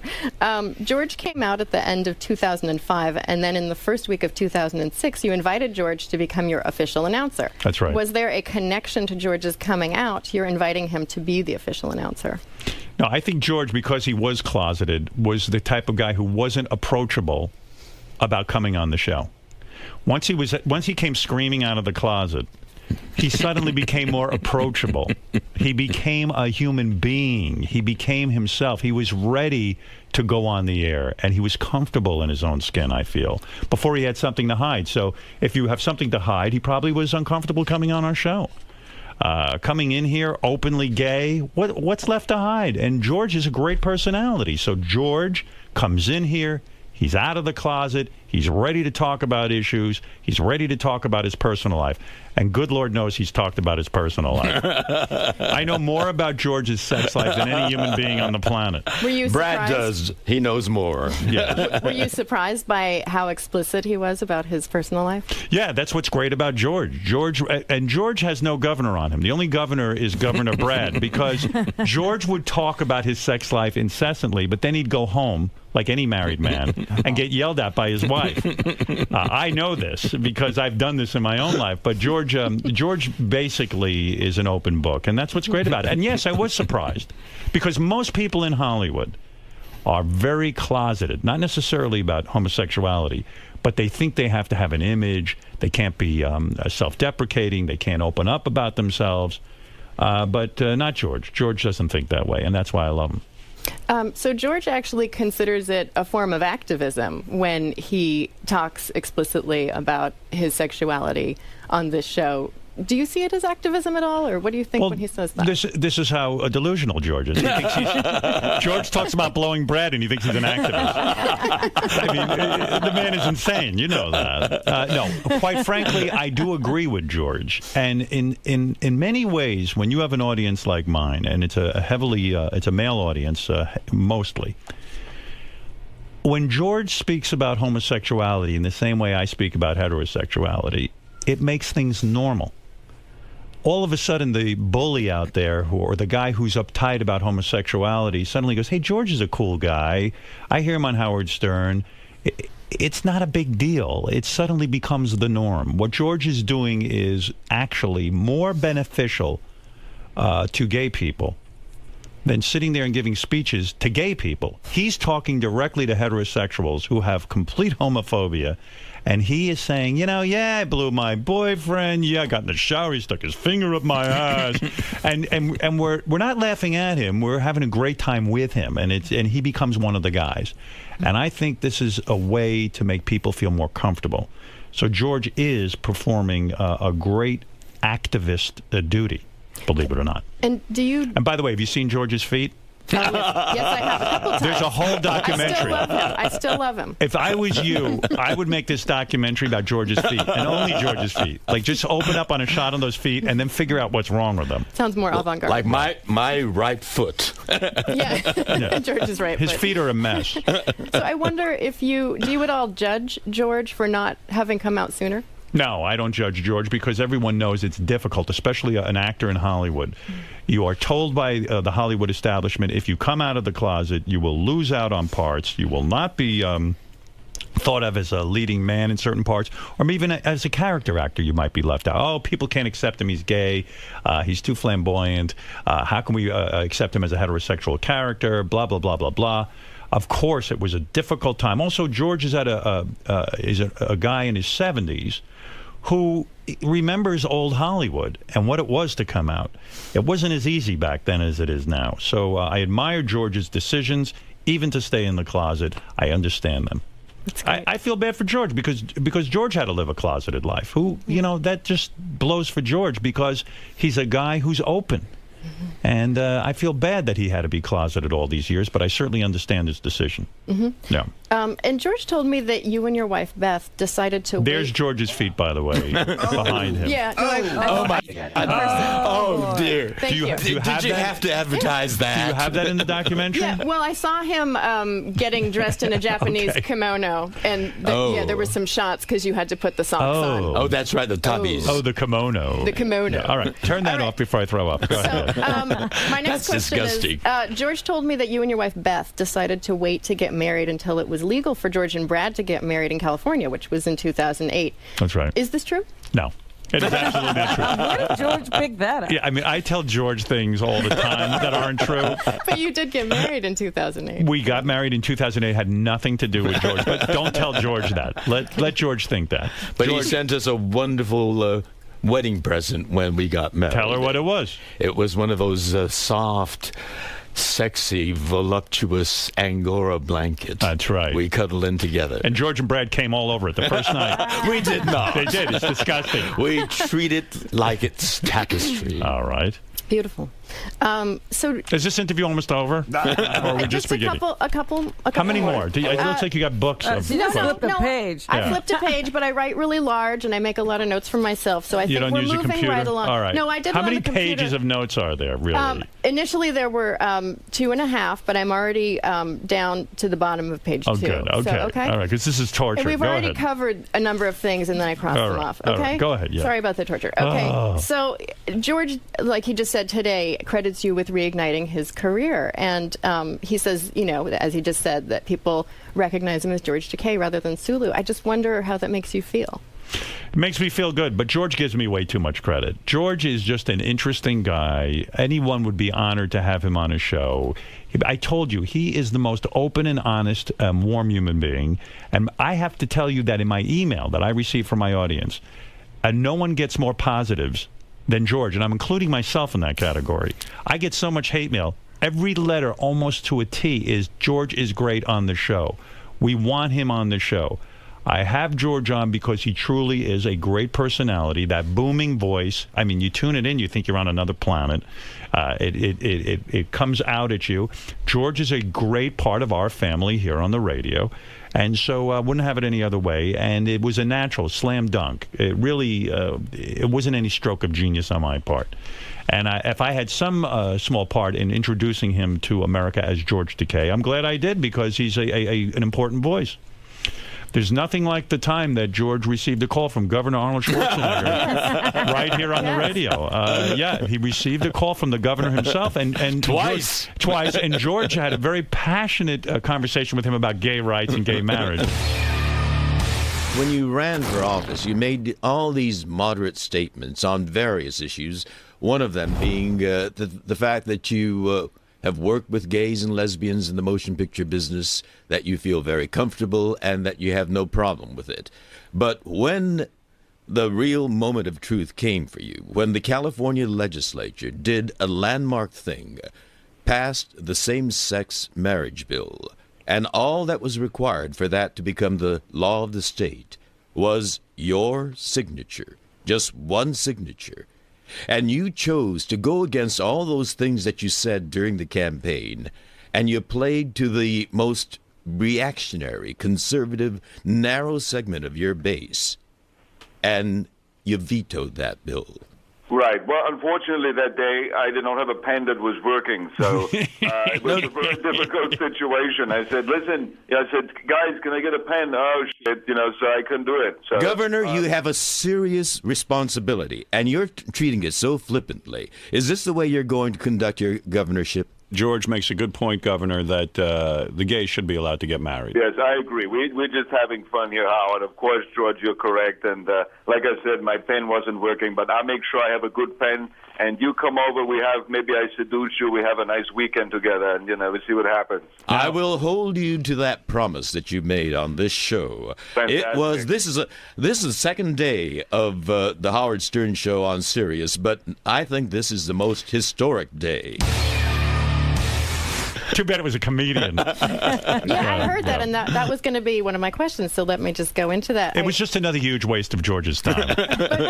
Were you surprised that, although he'd been pranked for years, that he was gullible enough to fall for that? That's why George is great on the radio. You can prank George with the same exact routine over and over again. Not anymore. And he's still Not anymore. Now he's much now lower. we can't even convince him of the truth. Yeah, he's gone the other way. He's a very suspicious guy now. Cynical, untrusting. I mean, George has no idea that your documentary's a prank and that you've just been going around for 2 years interviewing people and that we hired you 2 years ago. George, Sorry. George, I hate to do this. I'm sorry. George. I'm shattered. Jennifer is an actress we hired. He doesn't get it. She's a brilliant actress, too. He still thinks you're real. I know, but so we'll keep going on. All right. Tell George who you really are. She's a stripper from Rick's Cabaret. I hope you're not offended. I really am. Go ahead. Beware, he's going to ask you to take your bra off. Take your bra off. When I come back to promote the finished film, I'll consider Have you ever been topless anywhere? In my house. Have you? But you've never worked topless? No. All right, go ahead, yes. Topless documentary. It's hard. Topless documentary. It's very dangerous to do that. My next question is, I wondered if you remember when you first heard about George's feud with William Shatner. I don't remember where I was. It's not exactly like 9/11. 9/11, I can tell you where I was. When George and William Shatner's feud occurred, no one knows where they were when they heard about it because nobody cares. The only person who cares about it is George and William Shatner. I do not care about that. Well, do you take sides? Do I take sides? Look, I happen to enjoy William Shatner on my show, and I love George on the show. And so whoever is in the studio with me at the time, I take their side. It's the truth. They've never been. He's fickle. They've never been in the studio at the same time. When George is here, I get completely incensed about William. I phoned in once when he was here. And he phoned in once when George was here. So I never take sides. Well, who would bother taking sides? Well, do you believe... Who even knows what they're angry about? I do. Do you believe... The two of them are mentally ill. There's nothing to really argue about. Let me ask a mentally ill question. It's just funny because George was on Star Trek. He wishes William Shatner would have paid more attention to him. And William Shatner doesn't even remember George and what happened. And it's just, the whole thing's pathetic. It's just people in show business have a big black hole in their heart. And they only... they want it to be filled. They want love, and neither of them can get any from each other. I knew I shouldn't be here. Yeah, it's true. I'm too inhibiting on you. What side do you take in the William Shatner, George Takei? Can you guess? I'll take guess. You don't care, just like the rest of America. No, well, I'm on Team George. I'm You're on Team Takei. Well, I am too for the purposes of the documentary. That's until the Shatner documentary. Right. When the Shatner documentary happens, I'll be on the Shatner team. He's making his own documentaries about himself. But okay. Anyway, I wondered, though, if you believed George that he did, in fact, send Bill Shatner a wedding invitation, which is supposedly what started the feud. Who even would think 2 seconds about that or not? I mean, if George says he sent him a wedding invitation, of course I believe George. Nobody cares about these two. They don't. Yeah, I believe George when he says it, if George says it. All the internet stuff about that get tons and tons of hits. That's because Star Trek nerds have nothing better to do than to sit and argue about this. I've gotten on with my life, and so should they. They should get out of their parents' bedroom and stop playing video games and get a job. I think Bill's fetching is all, silliness. I think it's a waste of time. I'm more amused by him than anything else. You don't even think he takes it seriously. I don't take him seriously at all. George sits at home waiting for Bones and all the other characters to die so that he can get. Yeah, as soon as they all die, as soon as Nimoy goes, George moves up in and how much money he gets at the start. Promoted by death. Yeah, he's waiting. If Shatner dies, George is going to go to money heaven. He's going to get $75 whole dollars. He's going to get $75 whole dollars at the meet and greet at the Star Trek convention. Well, George has 2.1 million fans on Facebook, and William Shatner has in the 100,000s. I'm just going to point that out. Mm-hmm. It is correct. Let me ask you another question. I love that. I do too. There's a famous episode from your show where you actually brought William Shatner to the homo room. Right. And I recall that George's "Oh My" was in there sampled, and I wondered, why you had George's voice there but never actually invited him. Well, first of all, I don't remember yesterday, let alone 1990, when I brought William Shatner into the homo room. 1996. I honestly don't remember it that well, but I'm sure if you say George's voice was in there, then but it would make sense because George was on Star Trek and everyone knew George was gay anyway. So, but I would gladly bring George down into the homo room. Absolutely. I think he would love to go. Next time George is on, I'm going to take him down there. Oh, I would love that. And I'm going to tie him up and hit him with a ping pong paddle. Can I bring Brad as well? Bring Brad. And we'll have a good time. Can I film that? And by the way, what happens in the homo room stays in the homo room. Go ahead. Yes. I love that episode. By the way. Isn't it great that no one's going to see this documentary? What a waste of time. Go ahead. Thank you so much. Yeah. Are you almost done? Yes. Good. So I wondered where you actually sampled that original "Oh My" from. I don't. Fred, do we know where we got that from? I don't recall. Yeah, I don't know. I plead the fifth. I don't know. Wherever. Maybe one of his phone calls Either one of his phone calls or one of his interviews. I had interviewed him like. I thought it was the first 1991 or 90 interview. When you said something outrageous, and I said, "Oh my!" Unlike the Star Trek historians, I don't have a historian. I have no idea where I got his original "Oh my," but whatever. It was probably from some interview or something. And you're the one that made it my signature. Yes. Oh my, not me. Oh my, oh my. That's right. Yeah, we played it over and over again. Oh my, oh my, oh my. George has many great things that he says. Oh my is the surface scratching. Try oatmeal. Try oatmeal. Musculature. Is her name Jennifer? Yes. Jennifer. Yes. Is she going to go into the guacamole and guacamole? Well, I do love the way that George speaks and pronounces things, and he is so international, so international. I mean, if you're going to analyze why George Takei as bisexual. George as a personality and why he works is because of the voice and the overpronunciation. It's fantastic. You turn on your radio and you know it's George right away. My penis. Even my Spanish. And his Spanish, agua. I mean, agua. Agua. He picks up language very quickly. He does. Too. He's wonderful. Yeah. No. And I know that you've discussed this new project he's working on, the musical Allegiance. Yeah, that's another thing no one's going to say. You're coming to the opening, the Broadway opening. Yes. So yeah, I it's wondered a huge if you thought waste it'd be of successful. time. I would rather have nails driven into my head than watch George's Broadway opening. You'll be there with nails in your head. But I will watch. I will watch. George is a friend, but George is involved in a lot of projects no one's ever going to see, including this documentary. Thank you so much. Right. And I wondered how much you actually knew about the Japanese-American internment before you met George. What, before I met George? Nothing. Of course not. He still knows nothing. He's the only. No, I know some things. Ask me a question, George, about Japanese internment. All right. When did I come out of the internment camp? When you were a little boy. Who knows? I was a little boy. How old was I? You were 9. I was 8. All right. Close enough? I wish they'd lock him back up in that camp. I don't know where that camp is, but please lock him up. And serve guacamole. That would have been a treat.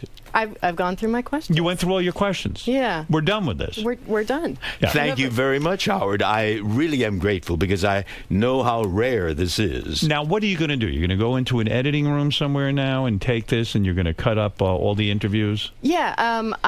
I'm still filming probably through another 6 months on and off. On and off. We're going. She's going to get the opening, the Broadway opening with you of Allegiance. All right. Yeah. And so then I will be editing. for about 6 months after Does that play actually have a date that it's opening? We're opening in San Diego. We call it the world premiere, but you New Yorkers call it the out-of-town tryout. Right. We're opening on the 19th of September at the Old Globe Theater in San Diego. So there's no talk of you being on Broadway. That's your talk. Oh, no. We are going to be on Broadway next spring. Yeah. You have a date. 2013. You have a date. No, we don't have a date. Nor You have a theater. Or a theater. No. But you know it. But you don't know what theater is going to be available at the time that we're ready to come to town. Right. So we can't announce a theater. So and you're we want bringing the it right to town. size theater as well. You know what would be great about this documentary, Robin? What?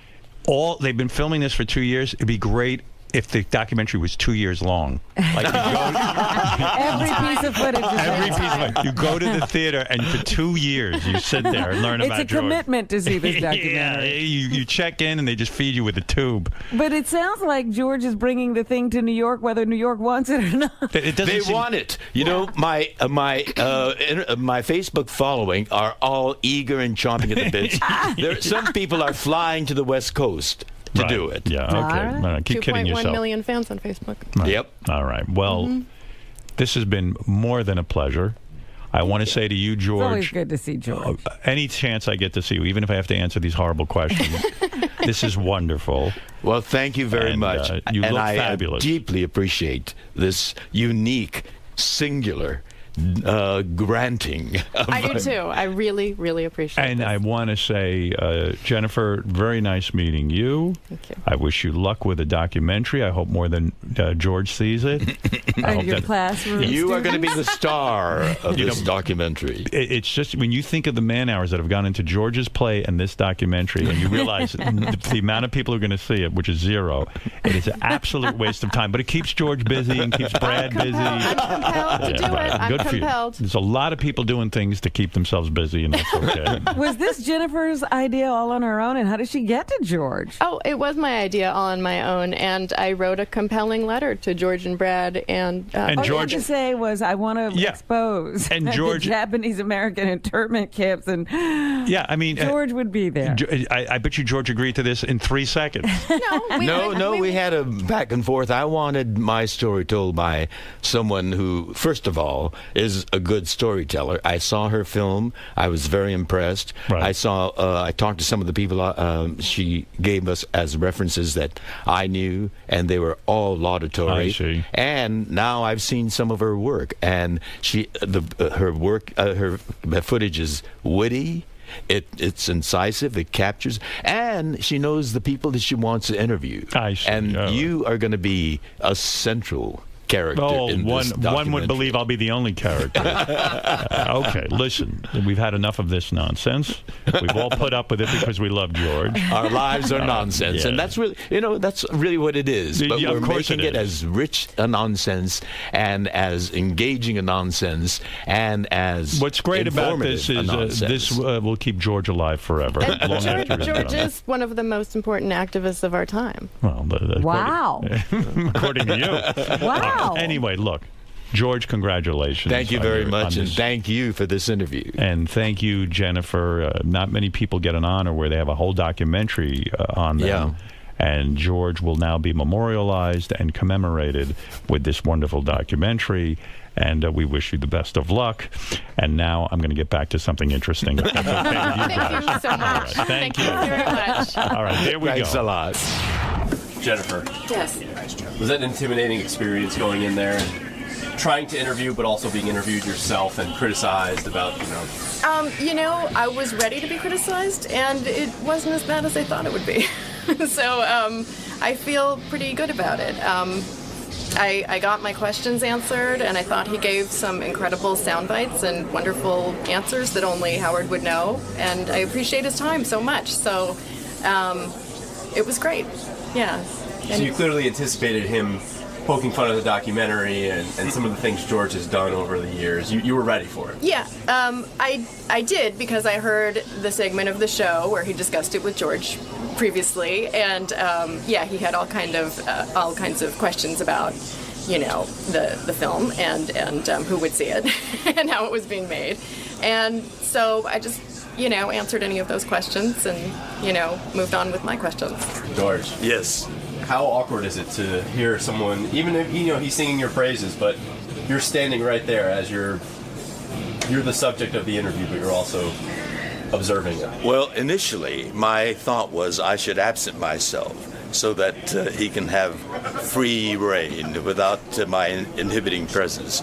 But he was great. I was like a fly on the wall, and he was very candid, complimentary, and yes, exposing of some of my frailties, including my foot. Well, you took off your shoe there.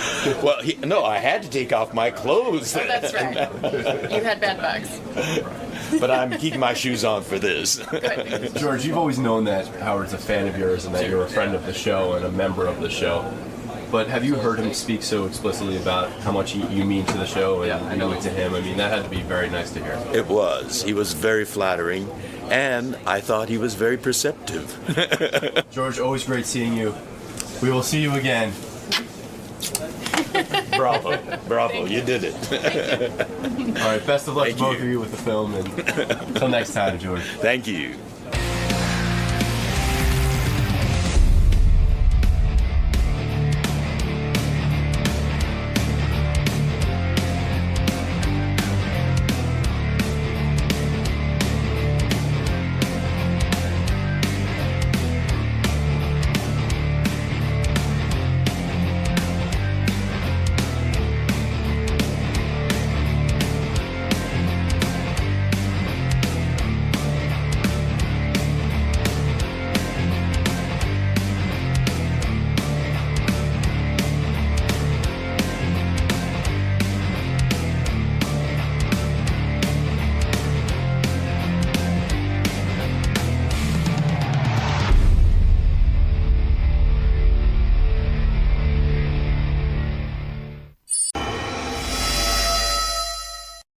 Lisa G has a theory that Ronnie dyed his goatee last night. I think so. You're Yesterday working it was really white.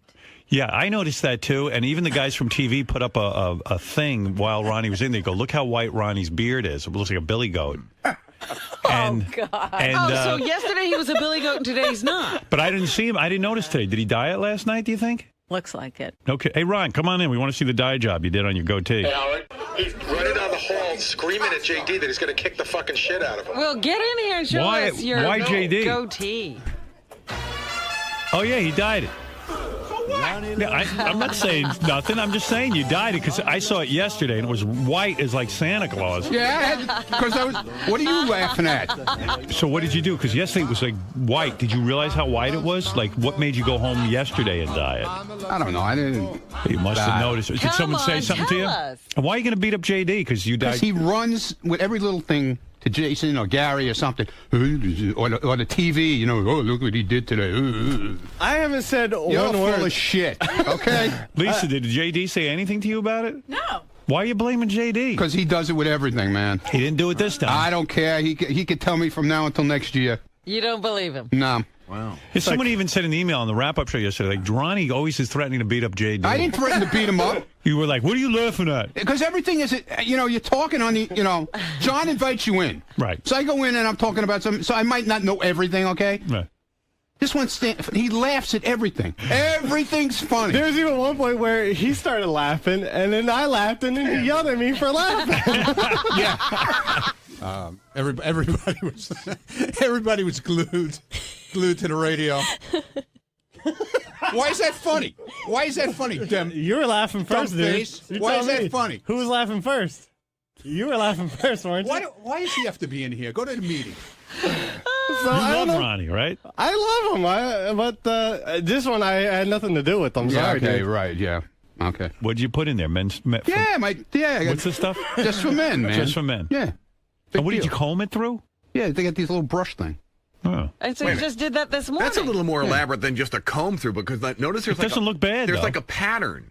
Well, you know, he it's got makes like a sure zebra to pattern. What would you like me to do, dude? It's a little brush thing. No, It's what a brush. I'm saying is, but you're like going in a specific way, no? No, it's got this little brush, right? Little small brush, and you just go through it. But you're not putting it in the hair in your head, are you? No. I got all gray hair back here and shit. But on your beard, you're doing it. But I think you did a decent job because you left a little bit of gray. Right, you don't go well, that's why I try to leave it natural looking. Although I got to tell you, in some spots it's super dark. Like it's like sometimes the dye. No, like right in the middle there. It's like a fan. Sometimes the dye. Yeah, sometimes the dye gets real thick in places. You know what's interesting? Like, see this one part? I don't know if you can see it. Ronnie, just turn your head. I know what you mean. Under the lip. No. Turn. Right, the fan part. Back. Right, Yeah. go ahead, point to it. It kind of looks like spaghetti sauce. Yeah, like it spilled on his chin. Yeah, well, maybe I just spilled something. I don't know. How long does it take you to do that? 5 minutes. Oh, and you did it this morning? Because you get up early. Yeah. He gets up way early. What time you get up? 3:15. I got to take care of the dog. So like at 3:15, you're dyeing your beard? No, but it's about 3:45. Yeah, because he takes care of the dog Takes 5 minutes. Then he dyes his beard. I would do it at night, I think. Yeah, well, I forgot last night. Yeah. I was tired. How often do you have to dye your beard? Once a week. Wow.